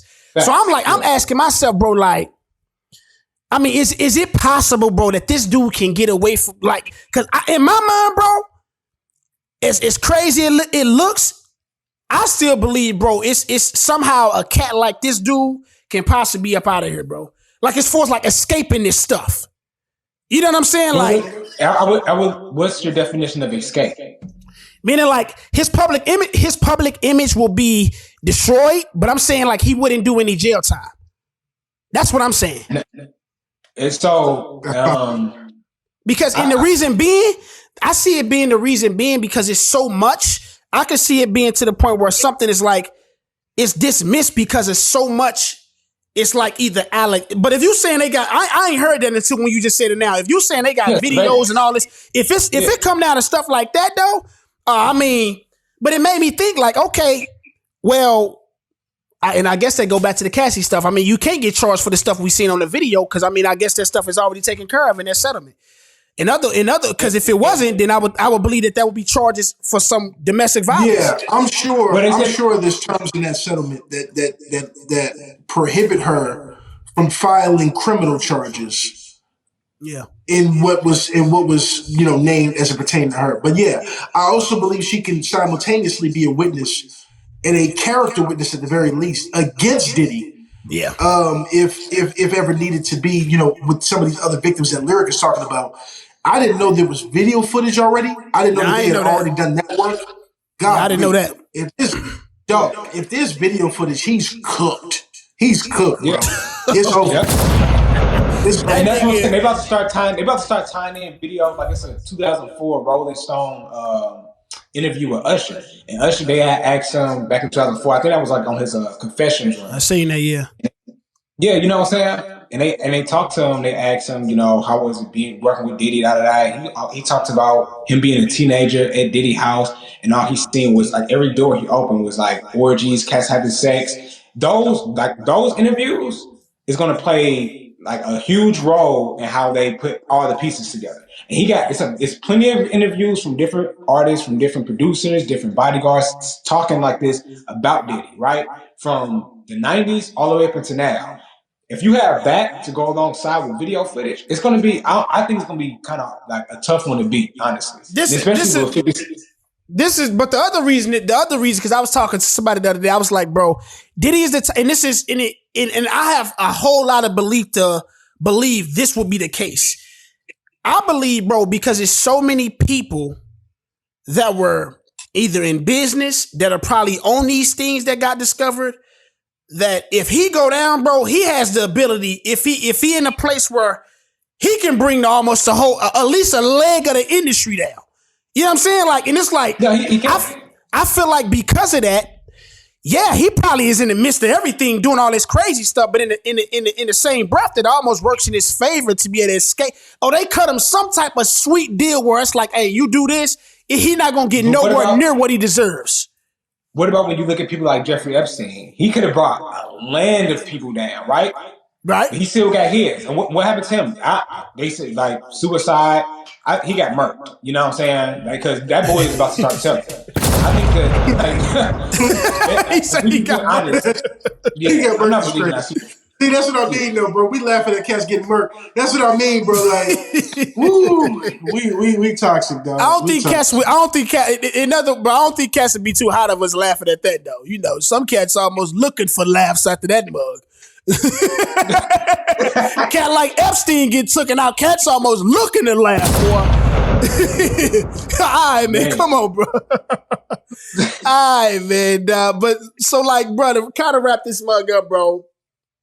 Y'all kind of answered it, dog. Do y'all think it's any road to redemption for this dude?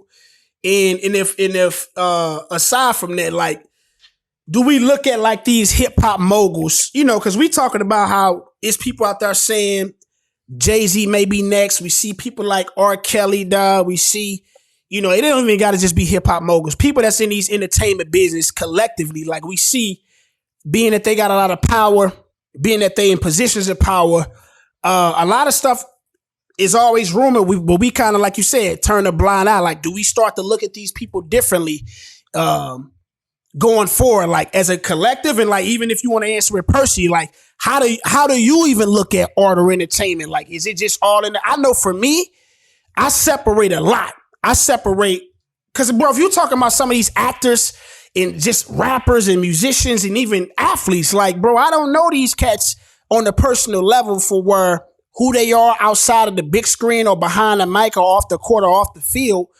I hold so much to that to where I'm like allowing that to dictate if I'm a fan of what they doing in their profession. And it's just like, bro, if I was to grade everybody like that, who really would I be out here actually listening to, viewing, going to the movies and purchasing tickets to on their tours? If I was really doing that to the point where if they was like somebody I knew, like that's the only people I feel like I can criticize and filter to that point because I know y'all. You know what I mean? And I got a relationship, so I have a direct effect from what you may be doing and what you may be associated with. People I don't know, it's like I grew to like y'all because of what y'all do, not necessarily because I know y'all. So for me, even when I wrote the question, I'm like, that's a very hard thing to try to either challenge myself to in order to do. Because of the degree of where that goes, it's like, well, who are you actually enjoying? Who are you actually going to go see on the big screen or listen to or see on the court? So I separate them because I know them. I know them for the profession. Is it a road of redemption for Diddy per se? Me, I don't think his public image to me is probably forever destroyed. I don't see him being able to resurface. I don't see him being able to even be it's terrible to have to compare to other people that's done other things, but like Chris Brown has resurfaced to where he has success in his career again. He's made chart topping records again. He's out here where he's touring arenas. Like, I don't even see that for somebody like Diddy, being that he was so high up, the drop is even so far down. And we didn't have the video footage of what happened that night between Chris and Rihanna. I hate that I gotta do my cat like that's my cat, but we didn't see that. But for seeing something like that from Diddy, to me, it's really hard to see anything where he redeems himself in his profession. Can he have a peaceful life? For sure. I think he can still take care of his kids and do everything like that. I don't think he'll be financially drained. But I think he can have that type of life where he's not in the public eye no more, getting the type of love. And he'll just be one of those stories, man, where it's just like, man, before this, he was such a, you know what I mean? Like beloved icon, black legend. It's kind of hard to erase all that, but I think over time, a lot of this, what this is going to create a new legacy for him for sure. Yeah.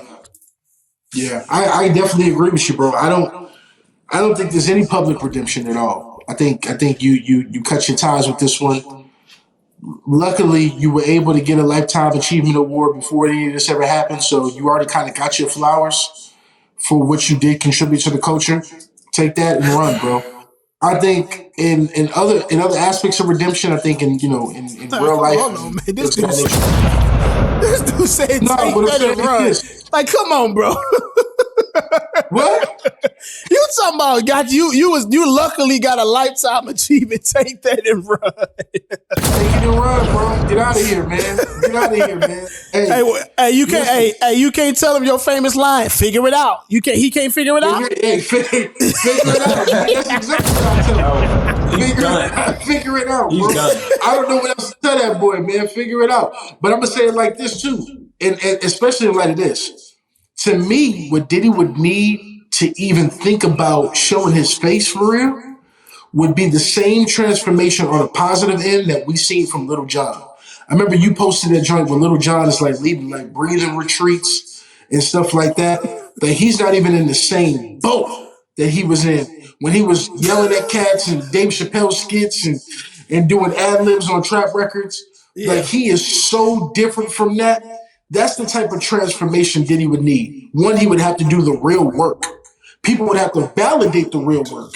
And then he would have to be so far from where he was in the actual practical space that by the time we caught Diddy, he had a fro, you know what I'm saying, had a beard, and was out here showing cats how to garden, bro. Like that's where it would have to be for dudes to be like, you know what? All right, we can rock with Dude again. You know, shout out to you for all the work you did back in '97. Like it would take that. You know what I'm saying? In my opinion, but I don't see it, man. I don't see any public way for him back, especially his career. I think he's cooked. Yeah. No, he's done. He's done. Nothing about him can. The difference between like when you have the Chris Browns and people y'all bringing up. One, Chris Brown, he admitted to it. You know what I'm saying? He was forgiven from Rihanna by it. It was a toxic relationship. Chris Brown was, 18, 17 at the time? There's a lot of different levels to what that's good. Chris did and what Diddy did. Yeah. Diddy lied about what happened. This is not the only person he's been tied to as far as victimizing people, right? And for me, at this point, Diddy is pretty much done because the public is done with him. And I think a cat like Diddy needs the public to survive. I don't think he could be just isolated and live his life. He's always been in niggas' faces, always been in the camera, always on the side of another upcoming celebrity, always at award shows, throwing his parties. He lives off that. You know what I'm saying? He can't be quiet nowhere else. He's never been. His entire life, he's always even what Suge said. Producer dancing in the videos. Diddy has always been in the front, right? So that nigga can't fall to the back. You know what I'm saying? And radio stations are already getting tired of him. They were talking about getting rid of his Hollywood star. I don't think that's gonna happen. But for them to suggest that, it's petitions being signed that they want to get rid of his Hollywood star. He's done. They gotta take up a lot of stars if they get rid of his. That's what somebody said, right? But I feel like this is the thing. When you look at Usher, he's quiet on it. People like Justin Bieber, they're quiet on it. Meek Mill, he's quiet on it. But all these people, those three names right there, I feel like they're all victim to Diddy, right? And that's why they're quiet on it. But once footage and everything start coming out, you know what I'm saying, they're going to show their true colors. And I think that Diddy and the bad boy industry is going down. I hate to say it, even people like Mary J. Blige. If you look at, I'm not sure R&B. Yeah, I'm not sure if y'all familiar with Danny Boy, but he used to be signed to Death Row back in the day. And this like my 3-year interview, he was on the Art of no, he's on Vlad interview, and he was talking about like how him and Mary J. Blige had sexual relations when he was 15 years old, right? And he's not the only one to say that. So my thing is the whole thing with Diddy, why he can't come back is because he's about to take a lot of people down with him.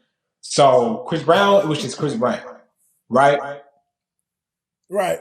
Diddy, he's about to take down producers, rappers, artists, actors, investors and everything like that. There's no coming back from that. And that's why I feel like he's going to be in jail at the end of the day.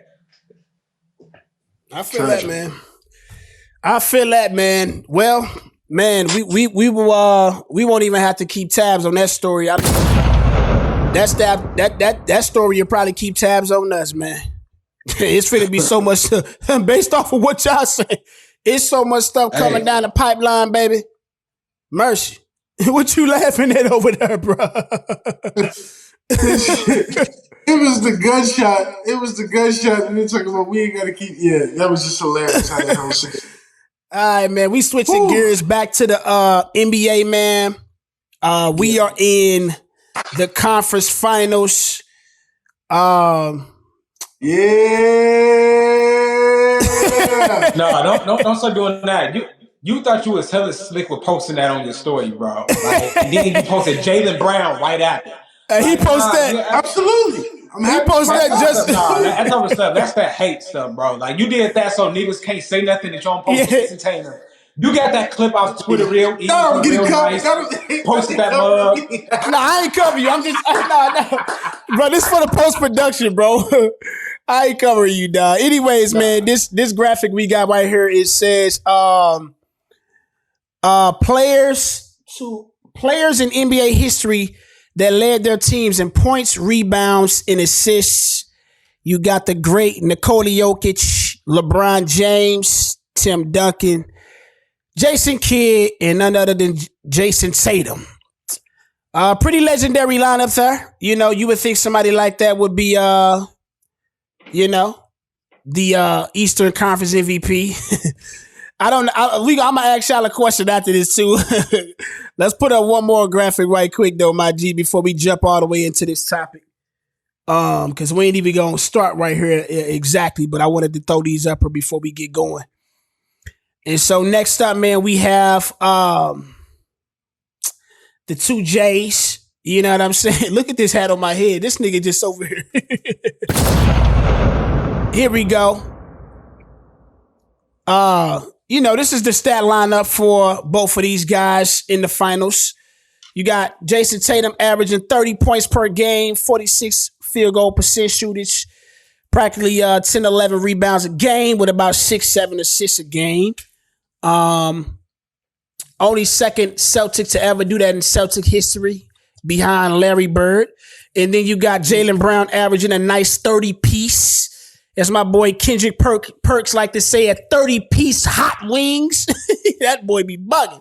And he averaging 5 rebounds? And on 52 shooting, man. So yeah, man, phenomenal performance by both of the Jays, man. You got the Celtics basically took a 4-0 sweep versus the Indiana Pacers. How many games did they have Tyrese for? 2? Did he go out in game 2 or 3? Game 2. By the end of game 2, he wasn't gonna play in game 3. Gotcha. So yeah, they got Tyrese for a game and a half. The Celtics went 12-2, 4-1 versus Miami in the first round, 4-1 versus Donovan Mitchell and the Cleveland Cavaliers in the second round, and they finished up by sweeping the Indiana Pacers. Man. So, yeah, man, how we feeling about these? How you feeling personally? We have the Bostoneer in the building, the guy that's in 1991 with the Tupac shirt in the middle. Kenny G, how we feeling about your Celtics? Headed into the finals and they whole playoff run. Listen, I told y'all in the chat. I think championships are even some of the best championships, unless you have certain teams like like the 2000s Lakers, like the 2010s of the Golden State Warriors. Unless you have certain teams like that are just head and shoulders better than the pack. It takes a mixture of skill, continuity, and a little bit of luck. We've had a tremendous amount of luck in this playoff series. I don't want to be not fair, even though I'm a Celtics fan. This is what I'm about. So we didn't play Jimmy. We didn't play Donovan for real toward the end of that series, and we only had Halliburton for a couple of games. It's tremendously fortunate. We've been relatively healthy, even though we've been missing a big piece in Porzingis, but we've played teams that were more injury prone and riddled than we were. And so therefore, we're here, with pretty much a clean playoff build, if we're honest. With that being said, I think we have enough continuity and enough togetherness, as well as enough skill and talent to push us through to getting the job completely done. And I also don't think, just bold prediction, I also don't think our luck has ran out yet as it pertains to whoever will play in the next round either. So don't be surprised. What is that on the back of that statement right there? You don't think y'all luck has ran out? What does that mean? Meaning the way we've been fortunate to play teams maybe not 100%. Don't be surprised if that doesn't continue even in the NBA Finals. Don't be surprised. Yeah. And don't be surprised. And if that happens, then I think, like I said in the beginning of the playoffs, I think we walk into to hoisting the trophy and putting up another banner. I still anticipate that. I think whoever we play next on either side, I'm making a bold prediction now. I'm keeping the same energy. I think it's 6 games for whoever we play. I think we have the advantage for whoever we play. I'm not too worried about whoever we play. And I think Jason Tatum going to be extremely rested. I think Jaylen Brown's going to be extremely rested. I think we'll get Porzingis back for game 1. If we got our full host of voices, let's stay on. His boy just jumped the gun everywhere. He just supposed to be talking about what they done did so far. I'm not afraid of anybody, bro. So respond to the critics that said this is pretty much the easiest path to the finals. How do you respond to that? Being a Bostoneer. They'd be right. I'm not running from that. I'm not mad at that. I don't know what you want me to say. They'd be right. And the thing about it is, because I pride myself on low key being a historian of basketball, this isn't the only time. We have a couple of these.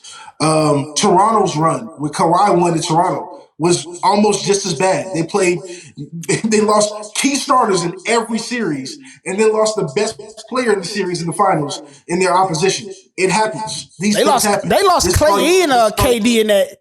Didn't they lose Clay and KD in the finals? Clay and KD eventually, yeah. But I didn't even think. I didn't even think of that. That's crazy. Yeah, they lost KD first, and then Clay goes down shortly after. So guys, listen, this just happens some years, and don't be mad that this is our year. We're gonna don't talk too heavy. You talking like y'all won the chip already. It's not y'all year yet. Like, stay easy. He told you to stay easy, nigga. hey, I'm a double down. Sometimes you gotta pop out and show niggas, bro. And that's exactly what we're gonna do in the NBA Finals, bro. 6 games. I don't know who's gonna show nobody. That's exactly what we gotta do. I said it from the beginning. Anybody out the West is beating y'all. F healthy. If the Mavs is healthy, and if the Timberwolves are healthy, y'all not beating neither one of them teams. Hey, I'm gonna tell you what I want. I'm glad we're on a public platform where it's going to be posted to a public place, because I want a public apology at the end of the NBA Finals. And here's the thing: if we lose, like you say we're going to lose, which I don't believe is going to happen, but if we lose, like we say we're going to lose, I'm going to bring you back up right here in front of the people, bro. And you will get an apology from me face to face, bro. I'm not ducking no smoke. Hey, I'm with it. I want energy. I want that same energy if we win. I'm telling you right now. There's like the Boston Celtics, them not playing teams at a full potential has been more of a detriment to the finals and them advancing and winning the championship. For me, like the Timberwolves, who they face? They face Denver Nuggets, Who else they get up out of there? The first round? The Suns. Yeah. If the Timberwolves beat Dallas, the adversity that they had to face, they're not losing once they hit the chip. And they'll be beat up. They'll be beat up by the time they play us. Beat up. That two seven game series and having to fight through all that competition, they'll be beat up by the time they play us. Watch. I'm telling you. Not at all. Y'all gonna be I believe y'all gonna be well too rested. Y'all gonna lose game 1 against anybody. Okay. Guaranteed. Y'all gonna lose game 1 against anybody.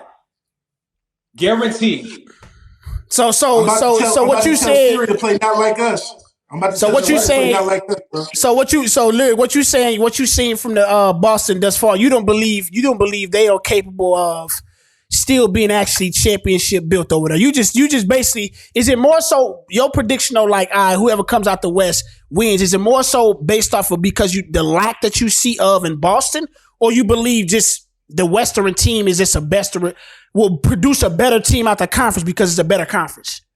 I think it could be both. But for me, I think Boston, the identity when it comes to the superstar, the guy, I don't think they found that yet, right? So even with this whole Jaylen Brown, Jason Tatum thing going back and forth, that's not going to work, right? Because especially now, like Jaylen Brown, which I feel like they gave him that trophy because he didn't get no first NBA team or something like that. I feel like it was a charity trophy. That's his personality. Oh, definitely. Yeah. So I feel like Jaylen Brown still got like a chip on his shoulder, and I think him and Jason Tatum's like nobody know who the star is. Like neither one of them can say who's the star, right? And I think it's gonna play. To me, I feel like it's always been Boston identity, and it's always been the reason why they never went to the next level and won the chip is because it's moments where the coach might write something up for Jason Tatum, right? But Jason Tatum might be out that game. And he might say, okay, let me defer to Jaylen Brown, right? So, and sometimes Jason Tatum treats the team like it's Jaylen Brown's. Then it's sometimes Jason Tatum plays like it's his team, and Jaylen Brown be like, man, the last 2 games, I don't know who got us hurt, right? And so I feel like that's going to play a part with them having a chance to win a ring. While you have Dallas, they have 2 closers. But Luka or Kyrie, neither one of them are fighting over who's going to close it out. Neither one of them are fighting over who's going to lead this team. Neither one of them are fighting over the ball last possession. Then you go to the Timberwolves. Ant is pretty much the guy unless he's having an off game, right? So we know who the guy is on their team. I think both teams in the West have their identity while Boston is still fighting for who's the superstar. And I feel like that's always going to play a big part in last moments, which last moments, that's what wins the game, right? And I feel like Boston is going to lack that. I feel like they lacked it against the Golden State Warriors when Jason Tatum pretty much he didn't have the best finals performance at all. And So I don't think neither team coming out the West has anybody of the caliber of Stephen Curry. Not saying that Luka or somebody like Kyrie isn't on the statue of Curry. I just don't think like Curry particularly had something to prove. That was the ring he had to win for his legacy. Like he didn't have a Finals MVP yet. He was the best player. He was the best player in that Finals, and the Celtics still was the better team. Don't get me wrong. I just think the best player was overwhelmingly on that Stephen Curry team, and it was a much younger Boston team. This Boston team, though, I think what you describe it. Let me say this. I think what you're describing for the most part is true when it comes to late game decisions and moments. And we have to assume that every game is going to be like that, which honestly, if you ask me, the matchups are in highly favor of Boston. They have the perfect backcourt to put up any line of defense to make it harder for Luka and Kyrie. Most people, they don't even have anything that can really even cause an effect, really, like collective. Like Dort actually played good versus he guarded Luka well, but Kyrie was getting what he wanted. When it came to what's going on over there, he putting up bubbles here. When it came to this series right now, I feel like they just now figuring out who actually is working on who in this Western Conference Finals. Like AE coming out trying to guard Kyrie was the wrong thing. But they putting AE now on Luka, and he's able to guard him a little bit better. And Kyle Anderson is out there guarding on the perimeter, and they're finding better matchups. But I think it's just too late. Like at this point, it's too late to figure that out.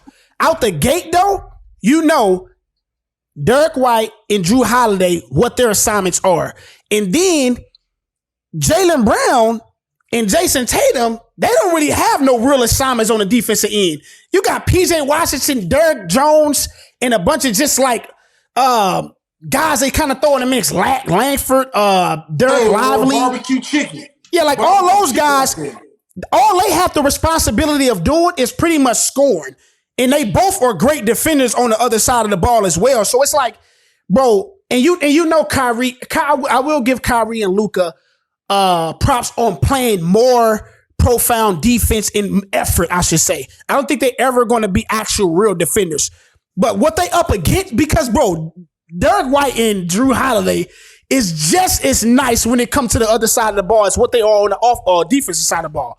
Not just as nice as Luka and them, but they actually, like, if Jalen or Jason go sit down, you actually can rely on Derek White and Drew Holiday to get buckets. They can hit that offensive switch anytime they need to.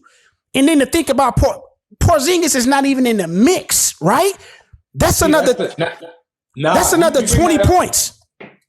You and Kenny bringing that up, and I'm thinking like, okay, when is the last time Porzingis played with them? The first round. The full first round. The first round, yeah. Bro, I'm telling you right now, bringing back Porzingis in game 1 is going to be part of the reason why whichever team makes out the West is going to beat them. That's going to be part of the reason. He don't get hurt. We just need his presence. He ain't got it, yeah. They ain't going to work, bro. Especially if y'all really, bro, if y'all really was smart, honestly, if you bring back Porzingis game 1, y'all well rested, you know what I mean? And honestly, y'all have y'all own.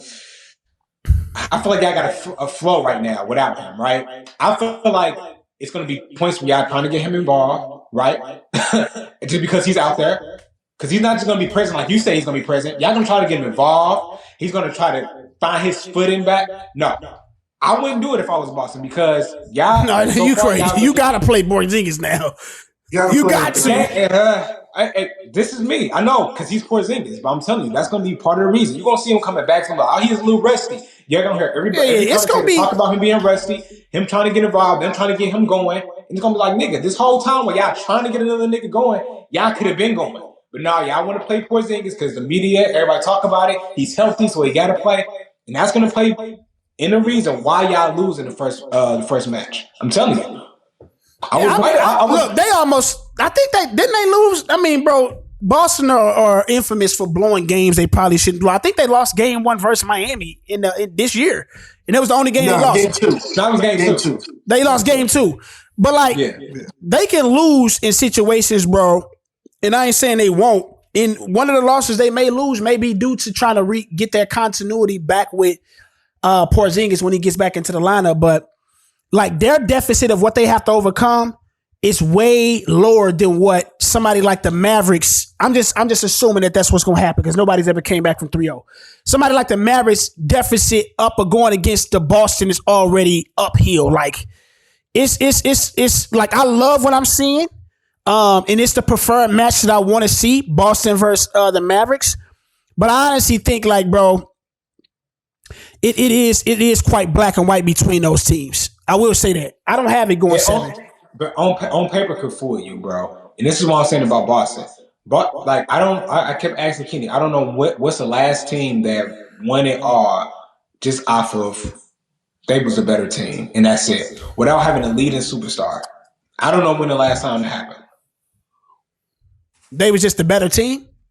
Yeah. When was the last time a team won and they was just a better team, but they had no leading superstar. They just was a great team.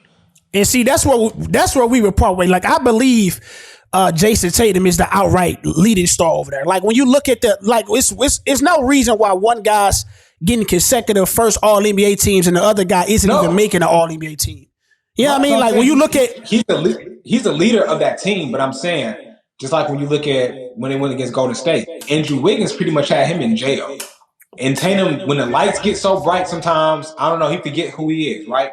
That's what I'm saying about leading superstars. Luka and Kyrie, they're not going to fail in their moments. And if Luka fail, Kyrie might show up, or if Kyrie fail, Luka's going to show up. They have 2 of them, right?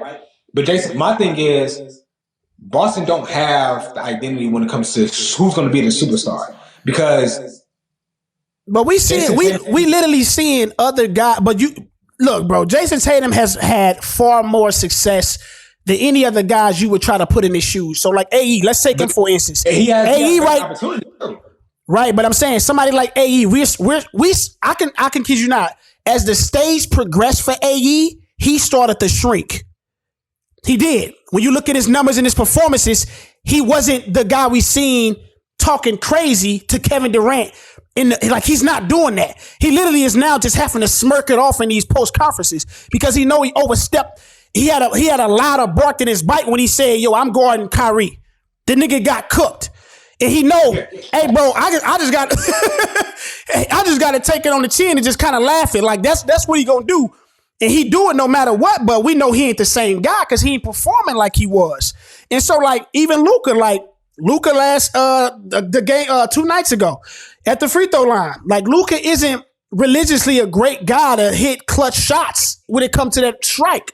That in that way he is only at the strike though. Where let's hey, look, in that way he is a lot like LeBron, and we know the strike can literally overshadow a lot of what you do outside of that, because Bron has always been able to go and take it to the rim and get late buckets. But when you at that strike and it's something like not having a defender and we looking at you and you can't make that, that's a bigger egg on your face. And somebody like Luka has shown that to still be what it is. Now, Kyrie, he's the only guy I'm going to give you where I say it's ice in his veins. I know if it's come time to where he got to produce in his clutch moments, I'm going to lean in favor of Kyrie being the most clutch person in the finals. I will give you that. I will say this.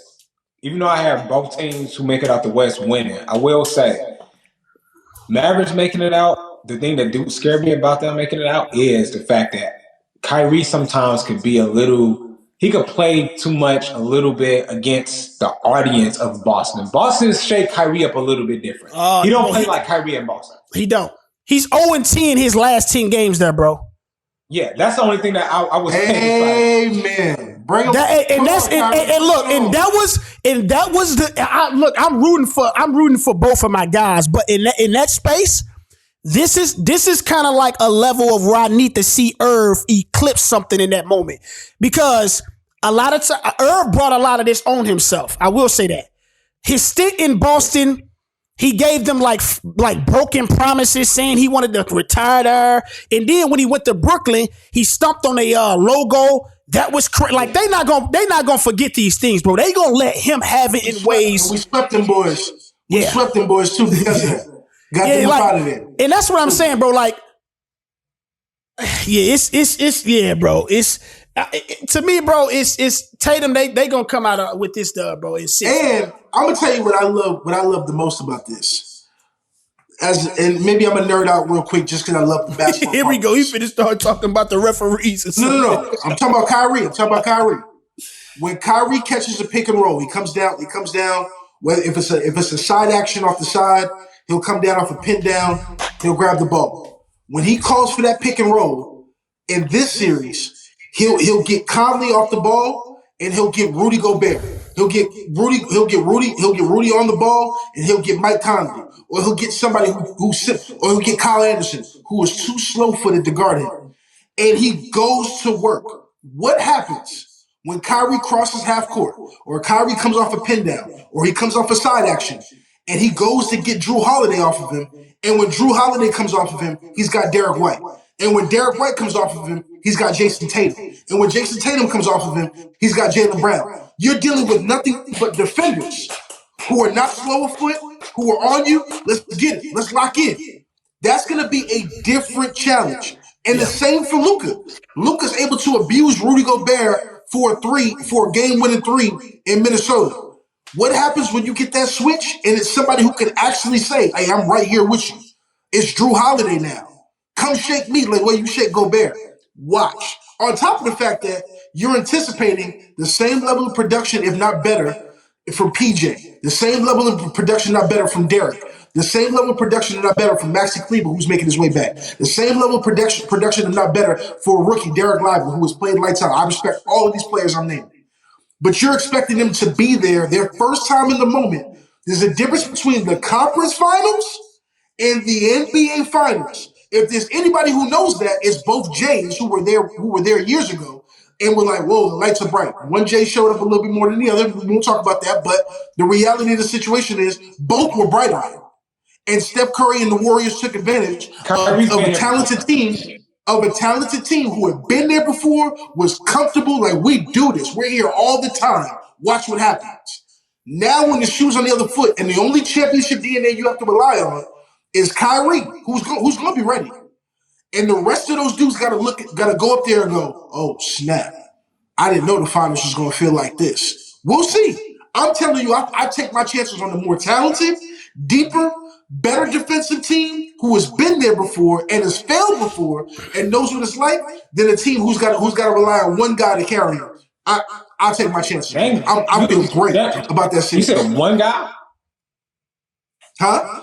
You said one guy to carry him? Who's that one guy you saying? Kyrie? No, I'm saying Kyrie.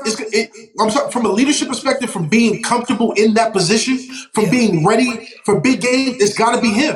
I'm not saying Luka's going to shy away from the moment because Luka. Say what you want about Luka. I agree with the charity structure. Like he definitely has to get his free throws up. He definitely has a broad complex in that regard.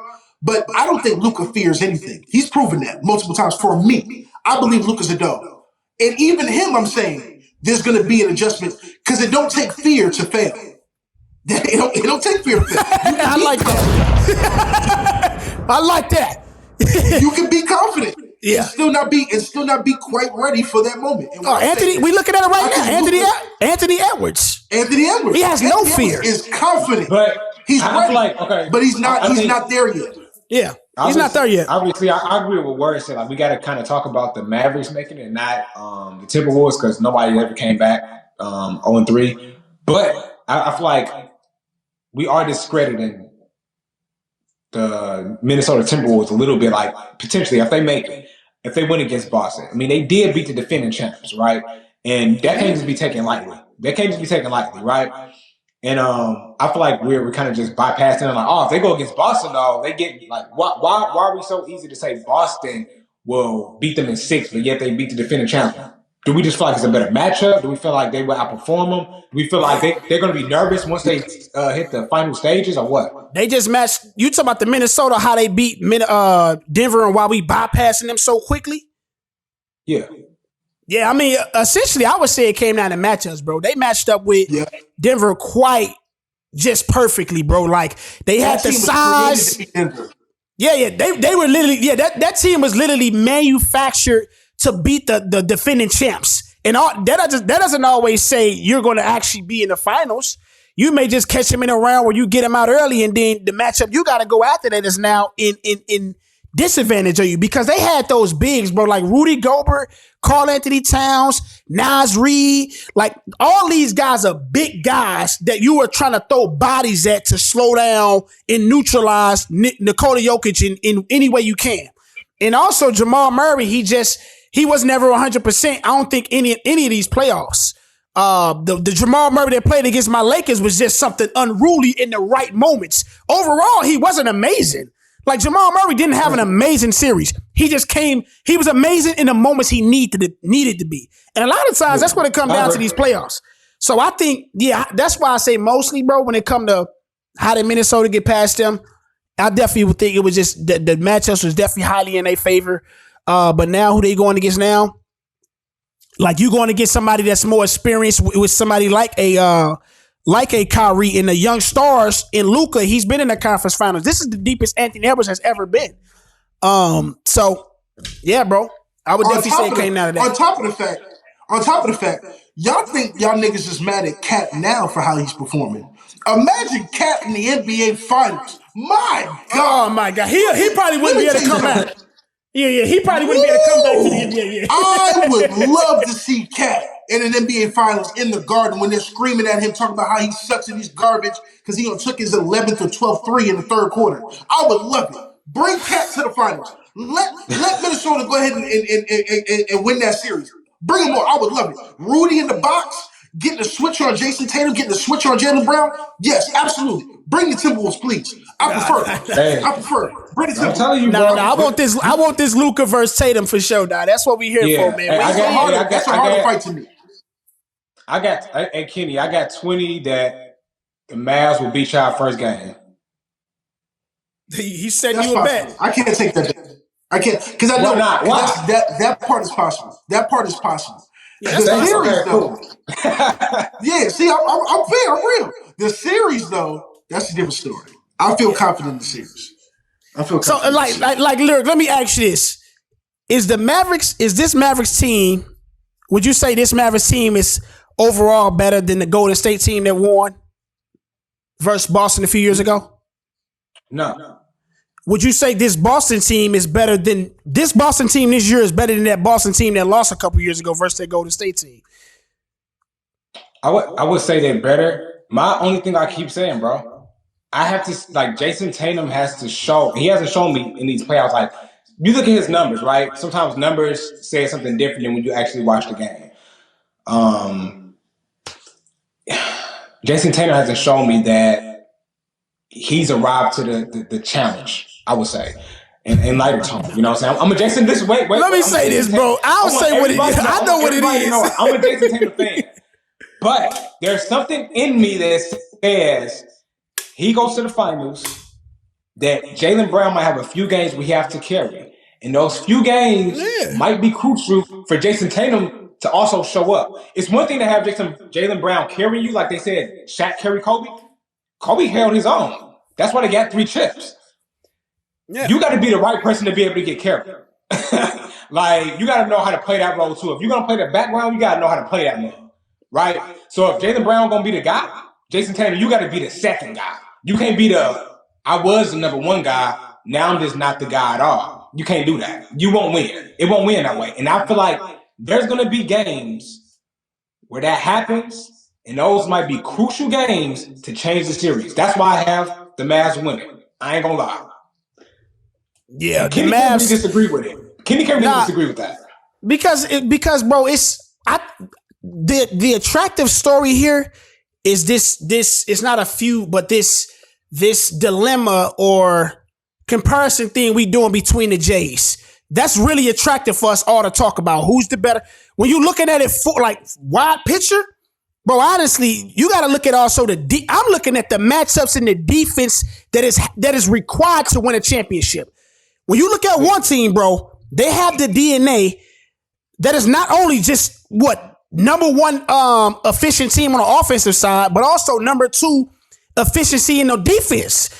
Oh, bro, collectively they have that. When I look at how deep they go in the type of players they have with that type of makeup, Boston has that. When I look on the other side, if it's Dallas is coming out, all I see is guys that can get buckets and will show up in moments late in games that I can depend on. But we acting as if like every game is going to come down to that. I don't agree. I believe you Gucci. Yeah, I'm gonna go. I gotta run and get a charger right quick. My bad. Okay, now you good. You good? I can put you down over there right quick. So yeah, bro. When it come to these 2 teams, bro, one team has the DNA of both being overall well-rounded as a great defensive team and a great offensive team. Dallas, I don't much so give that. I see guys that are now trying to make the effort to be defensive minded, adjusting that. And this is something you can't just do on the fly when it comes to championships. Over an 82 game season, I can see that. You're formulating that. That hasn't been them 82 games though. They're turning into this as we are in the postseasons. So I can see maybe this is a benefit for them going into the playoffs next year. They have more of this because they got more of those guys over there that actually can work that type of DNA as defensive-minded guys. When you got those guys like P.J. Washington, Langford, Dirk Lively, Dirk Jones, all those guys, like they got the size and stuff, but them guys aren't religiously defensive-minded guys. So overall, bro, Dallas, yes, I think they coming out for sure. But the one dude I'm scared of over in Dallas defensively is Daniel Gafford. Daniel Gafford. He has a motor. Hey, the way he plays with so much energy and force every night. He's the one dude I'm concerned about as it pertains to Cass going into the paint trying to be aggressive.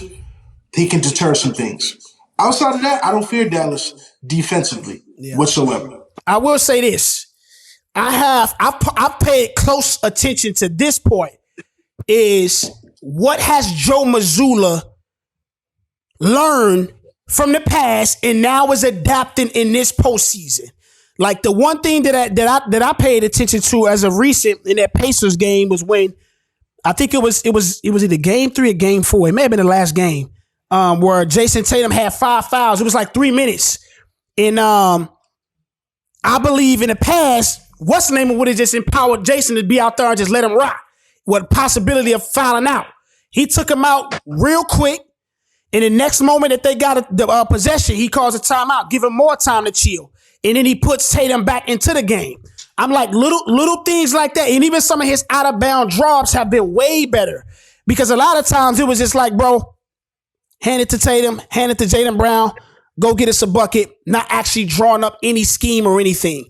Joe Mazzulla has made improvements in those areas where I'm saying, hey, is he at the level of a J Kid? No, but I think he's way better than he was a few years ago. And that's the type of stuff that I'm looking at to see, okay, it ain't just talent on the court.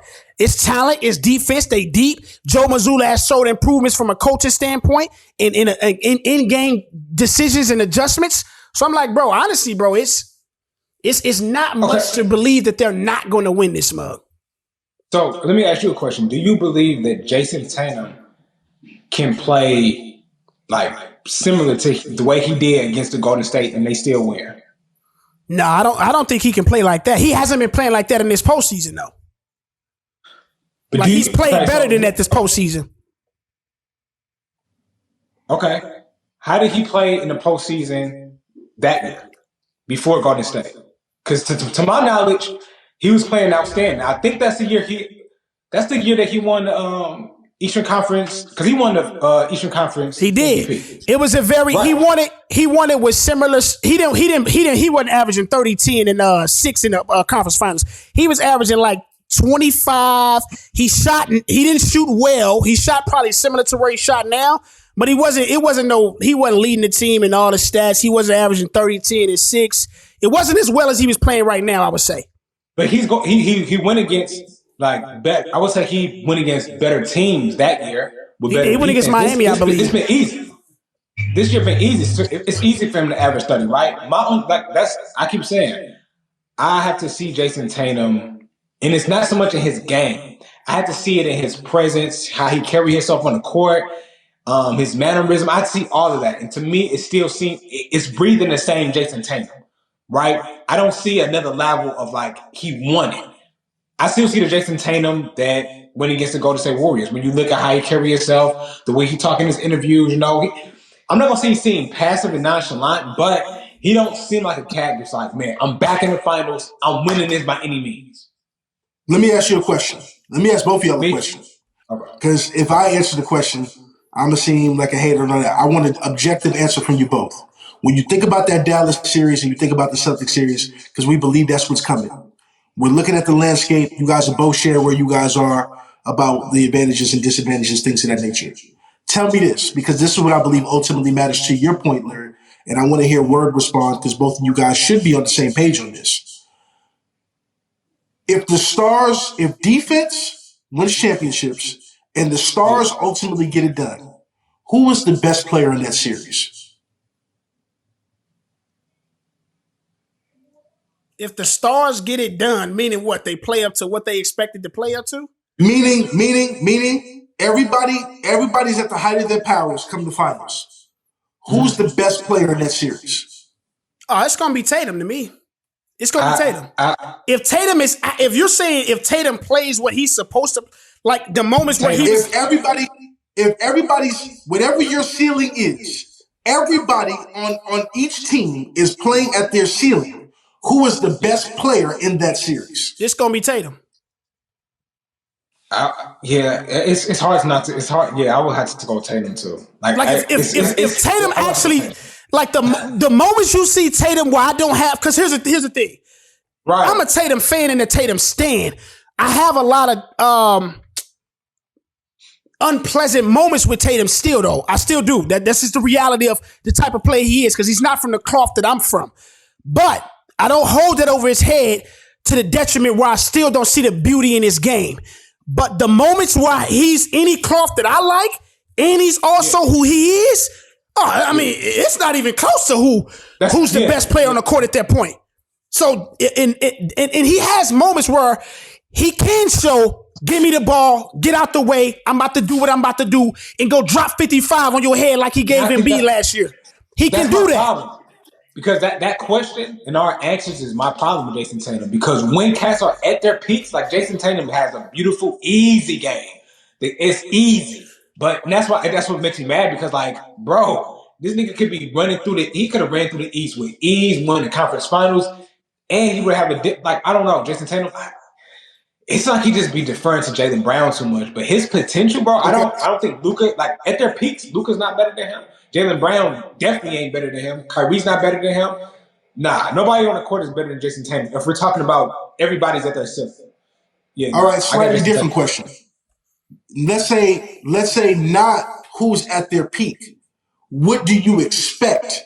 When you think about what you expect from this series, when you think about how everybody's looked thus far, and you think about health-wise, all of that, let's take everything in real life into consideration. Now tell me who you expect to be the best player in that series going forward. Luka. Yeah, it's going to be a toss-up between Luka and Tatum for sure. It's been because honestly, if you're looking at them right now, they have had really similar postseason performances. Like stat-wise, Tatum just looks better because he's just like easing through everybody. There's no struggle. Yeah. But like Luka, his numbers are crazy, but he's been shooting horrendous. He's had moments where he's blown. You know what I mean? Like, so it's a lot of they're not bad in the same ways right now. You know what I mean? Like, but they're both had bads. I have to. Okay, so we can ask these. We can ask these questions. I'm feeling like there's a reason why Kenny's asking questions. Do you feel like is anybody outside of Luka and Tatum? I'm feeling like you have a little Jaylen Brown. Like, oh no, I don't. Okay. I don't actually. I think no. Let me say this. I'll say this in all fairness. I mean, the way that I break this up, I mean, I've watched all 82 of the Celtics this year, whether live in person or double back and went and watched the games I've missed during the regular season. I watched at least 2 games of each series we've had, but I didn't really have any interest in that Cleveland series, so I probably watched the game and a half of that Cleveland series because I knew we was going to get them out of there. In the regular season, this debate between the two Jays isn't even close. It's not. Jason Tatum is light years better than Jaylen Brown in the regular season. In the playoffs or in really bright, high-level, like it's time for someone to show up no matter what, I can't tell the difference between those two. And the more consistent player in my mind is Jaylen Brown from what I've watched in multiple years of them being together in those moments. Now that's the blasphemy now. I say that to say this. Hold on. Here's where I'm fair. Talent-wise, I still believe Jason Tatum is light years ahead of Jaylen Brown. But practically, at times, you wouldn't know that.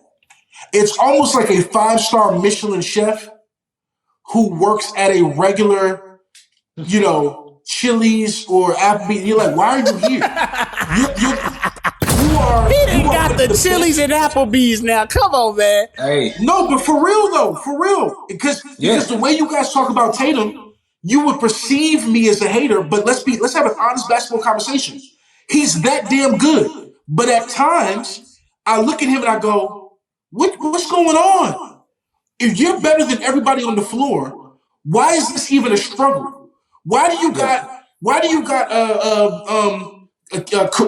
Karis LeVert giving you problems from getting to the basket? You're Jason Tatum. Move, left step, jab step. You should be averaging 50 if you want to, and then go get your rest because they can't stop you. But yet there's something, whether it's psyche, I don't know what it is, whether it's psyche, whether it's he feels like certain things aren't worthy, competition, whatever that may be. I don't know. I won't pretend to believe what it is. All I'm saying is Jason Tatum plays below his talent level more often than he should. That's all I say. So, with that being the case, no, I don't expect Jalen to be a better player than Jason. I actually expect him to be more consistent, but I don't expect him to be better. The problem we have to worry about is on the Dallas side.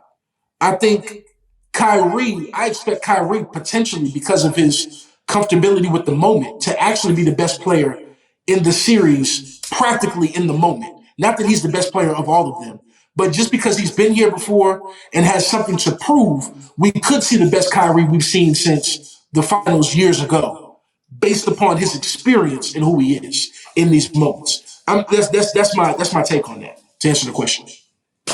Only reason I disagree with the Kyrie is because when he go against the Brooklyn Nets but really Boston Celtics, he let the fans get to him too much. He starts to talk to him, make fun of him, mock him. All that type of stuff, that's not going to help you win the ring. You know what I'm saying? And to talk about the Jason Tatum thing, bro, I agree with you with that for once. Like, he doesn't always play to his potential. And I think that's why I kept saying from the earlier, when me and Word talked in the chat a while ago, I was like, I think Jason Tatum suffers from privileged basketball. Like, he got drafted into a great organization.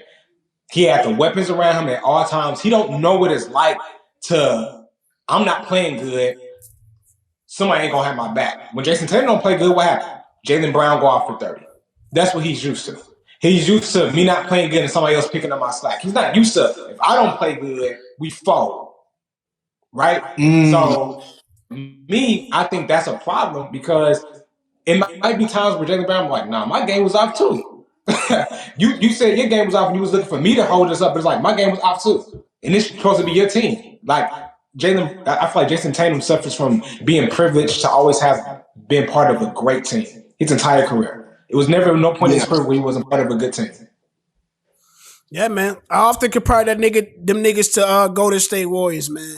Them niggas is they just been a part. They got drafted there. They ain't making most of their core is not really from trades. Like, the core has already been there between. Outside of them, they did switch up this team now, but for like the first 5-6 years, it's just been them niggas, bro, between them, Marcus Smart, Jaylen Brown.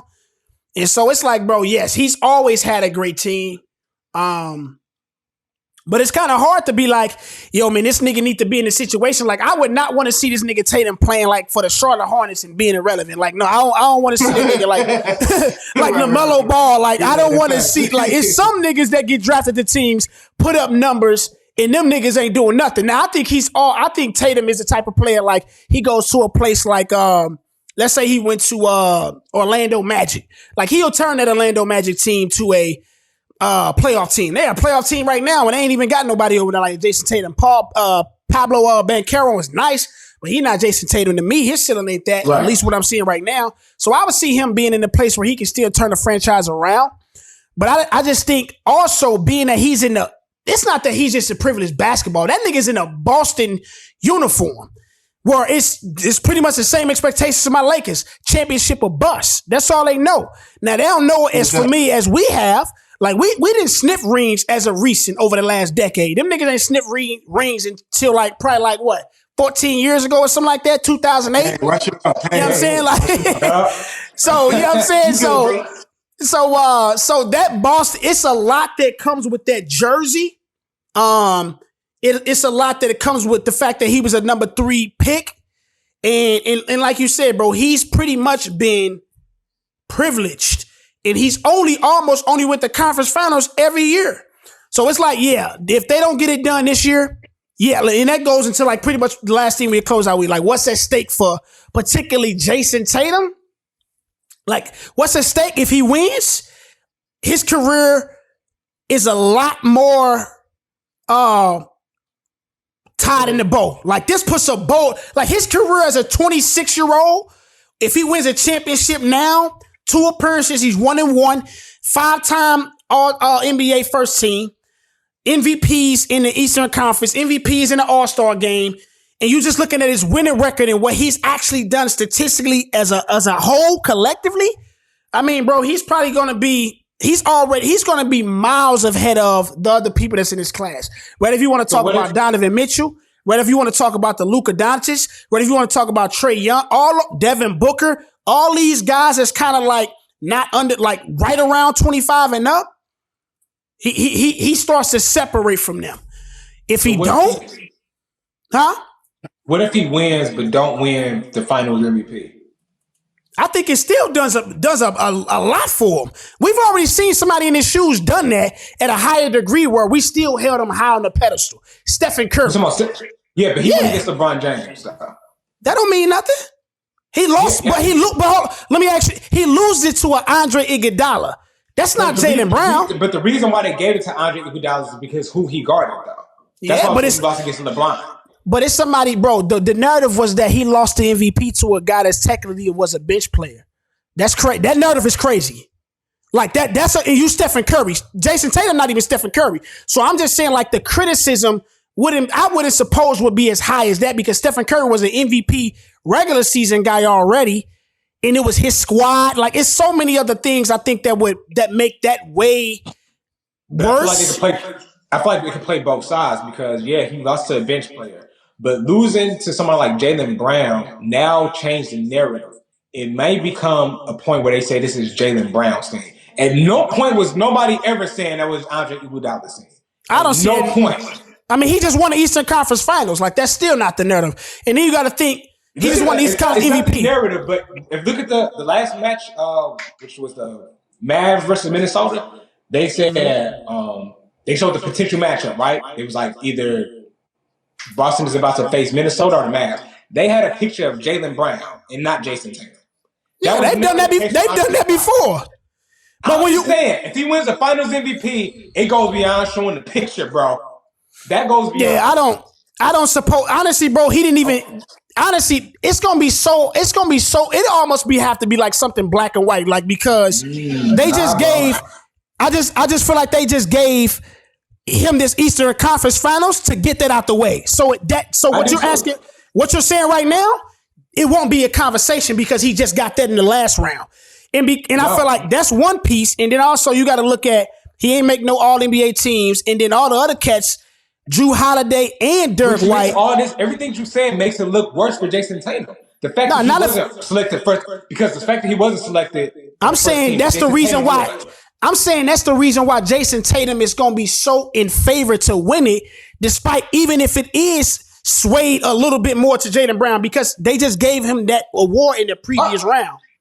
That's why I'm saying that. I'm saying if he doesn't win, the narrative changes. Everything changes. I'm saying if he don't win, I believe Jason Tatum will win. I got a realistic narrative for you both that can bring the bridge between both of these comments.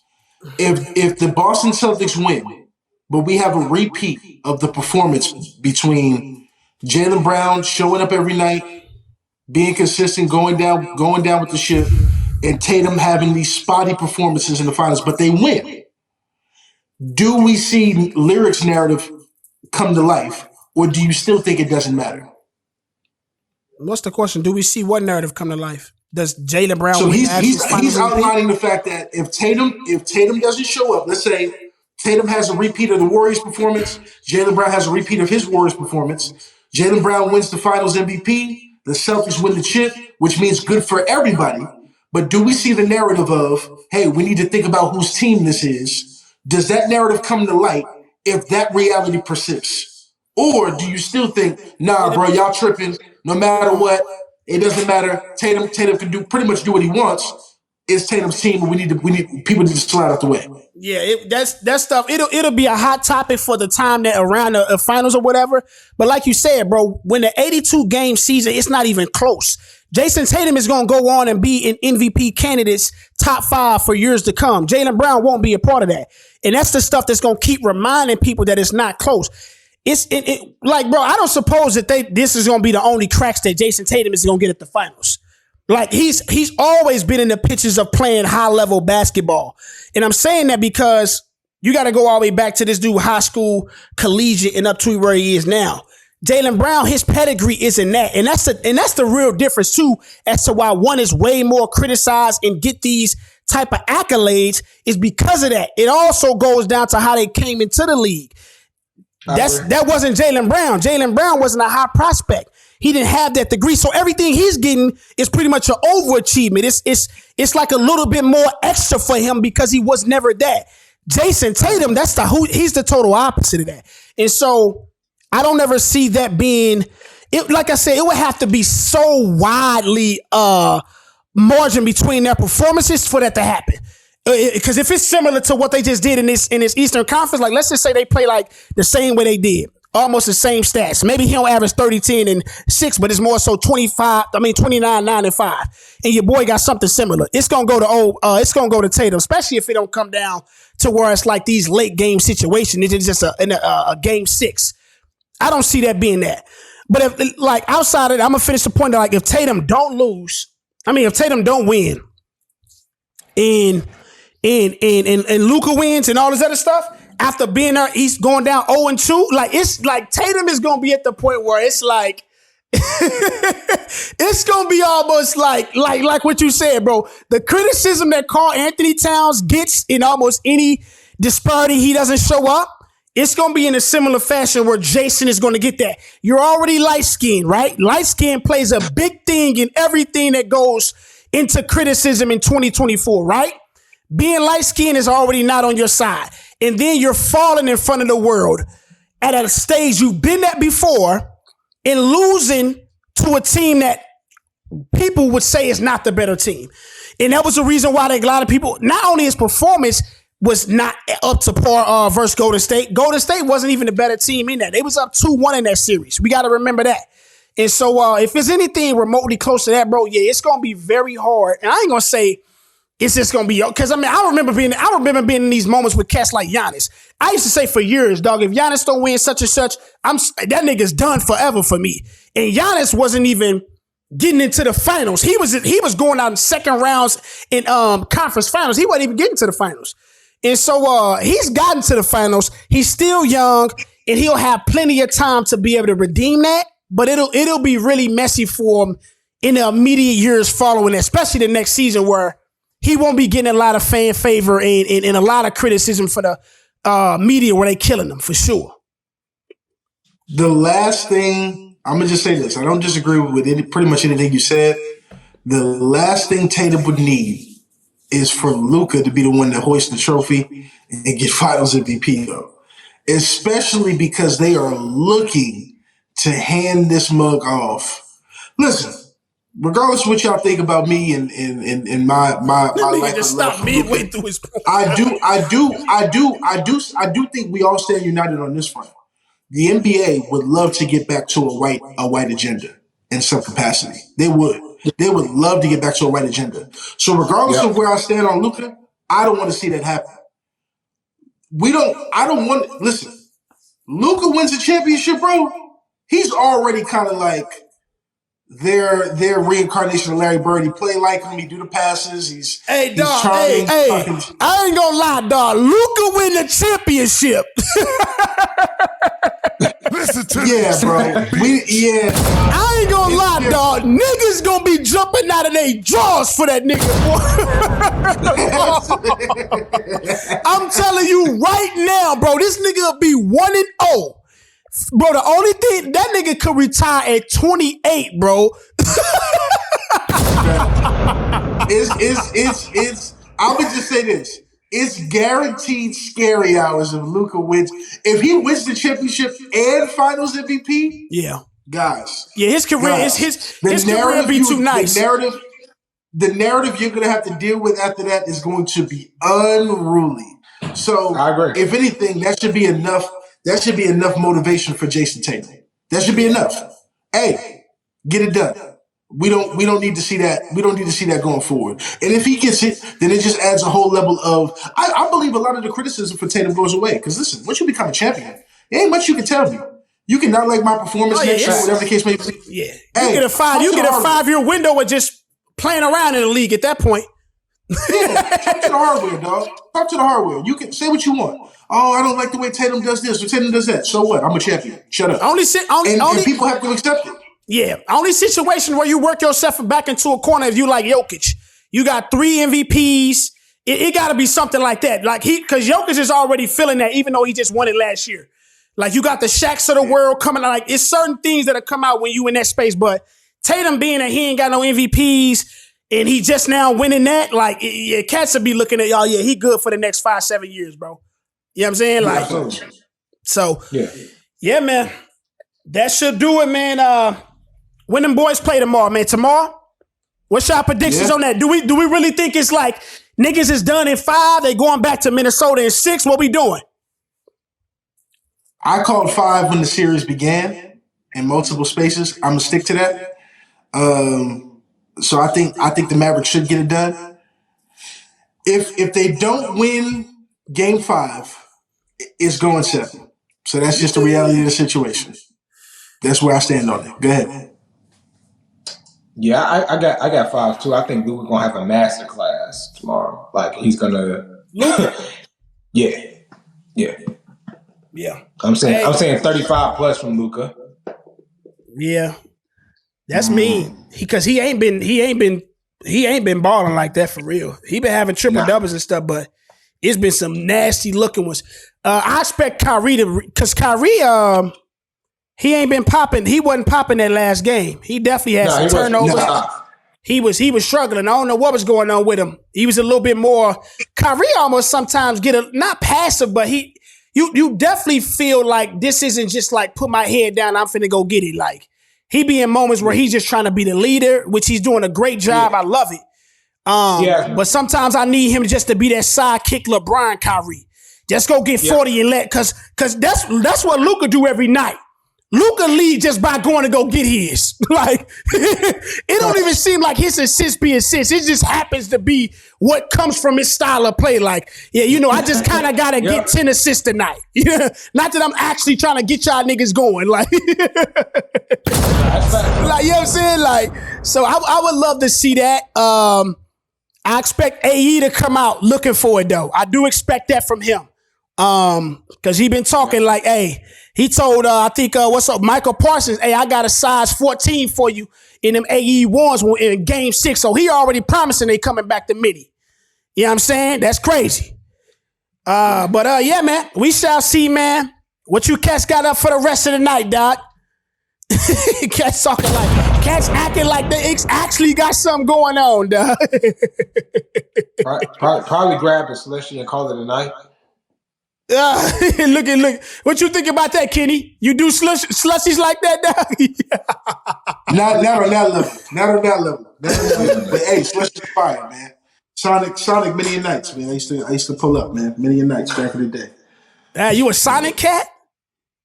Well, for slushies, yeah. For back in the day. What you think about? Hey, what's your take on them Sonic slushies? I ain't had them choices. Man, I take gas station slushies over Sonic. Wow. Ooh, wow. That's disrespectful. I ain't gonna hold you. Yeah, I got a quick trip. Yeah, we got a quick trip. Yeah, for sure. Hey, bro. Yeah. I went to Atlanta, right? I went to Atlanta a few years ago, dog. We hop out. Bro, it's a quick trip, and the quick trip got no pumps, bro. Bro, the quick trip was like a convenience store, like a Walgreens or something, bro. I walked up in there, bro.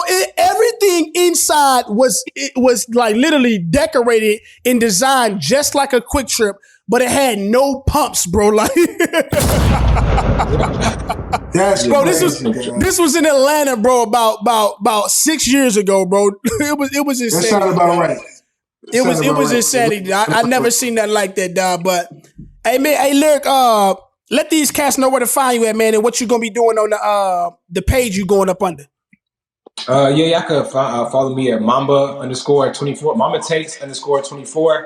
I'm supposed to be definitely building the page up later this year. My cousin about to start running his own podcast. I'm gonna be kind of assisting him with that. We're gonna be covering different sports, but mainly the NBA. So make sure y'all stay tuned. That'd be like, I would say October, November, the beginning of the next NBA season. So yeah, make sure y'all follow me on that page. Just on Instagram, and it's Mamba_takes_24. That'll work. That's your, is that your birth year over there, 1991, G? Yeah, it is actually. It is. Yeah, okay. Yeah. Shout out to my man. He the Fall Forward brand. They got a bunch of dope stuff or whatever that they do over there. So shout out to them.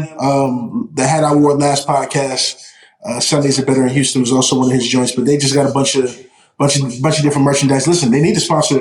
They need to sponsor us for these shows, bro. And give us all the gear and all that. So they do, man. Let them cats know. They Houston based. Yeah, Houston based. Yeah, shout out to them. Fall Forward. Go look them up. They dope. Fall Forward. I like that, man. If I'm falling anywhere, I'm falling up. Fan, man. Huh? I said I never knew you was a Tupac fan. You always be big up in that nigga Biggie, bro. Hey, I love Big because I feel like there's more from the East. You from the East. Than Big. You from the East. Huh? You from the East. I said you from the East. Yeah, that's from why. the East, for sure. Right, sure. Yeah. Say it with your chest, bro. Sure. These niggas is crazy. Cats are getting debates any time of the podcast. Man, appreciate everybody that's tuning in to the show, man. We've been seeing all the support. Definitely on TikTok. Y'all been running it up. I've been loving the support, man. Make sure y'all continue to hit the comment section. Continue to share those videos and save them and add it to your favorites. Make sure y'all follow us at the Word of Clarity Podcast on all DSPs, YouTube, Instagram, anywhere you can find audio and video. We definitely there. Especially to the YouTube subscribers, man. We at 179 right now. We trying to get to 500 within these next few months. So make sure you hit that subscribe button, like and comment. Holla at your boy. It's your boy Word. Follow me at It's Just _Word. I got my boy Kenny G. Follow that cat down there at Kenny Klarity. What else popping, dog? Any of them pack? What else you got going on for us, G? We missing out on the summer. What we looking for? Listen, man, too much other work, man. I've had to take a back seat on a lot of the media work, but hey, listen, man, I'm excited. I got a lot of things going on with the local community and the work over here to kind of be done with cats and stuff like that. So tapping in on more of a person-to-person basis rather than media, but I'll definitely be here, for people who need to catch the takes and all of that, man. Y'all go follow me, Kenny Klarity with a K, on all social media, man. So y'all can tap in there. That'll work, man. Yeah, make sure y'all tap in, man. Yeah, we trying to plan this trip out to the HTX. You know what I'm saying? I've been telling cats, man. I've been in all the major cities except in Houston, dog. And I've been having close ones go down there all throughout this year. And I'm like, man, I'm supposed to be going down there ASAP. So, man, Lord willing, that happens in the near future, and we can come and bring y'all more of what we doing here in the live scene, and also being recorded and delivered to y'all back on the net. So, man, y'all make sure y'all stay tuned.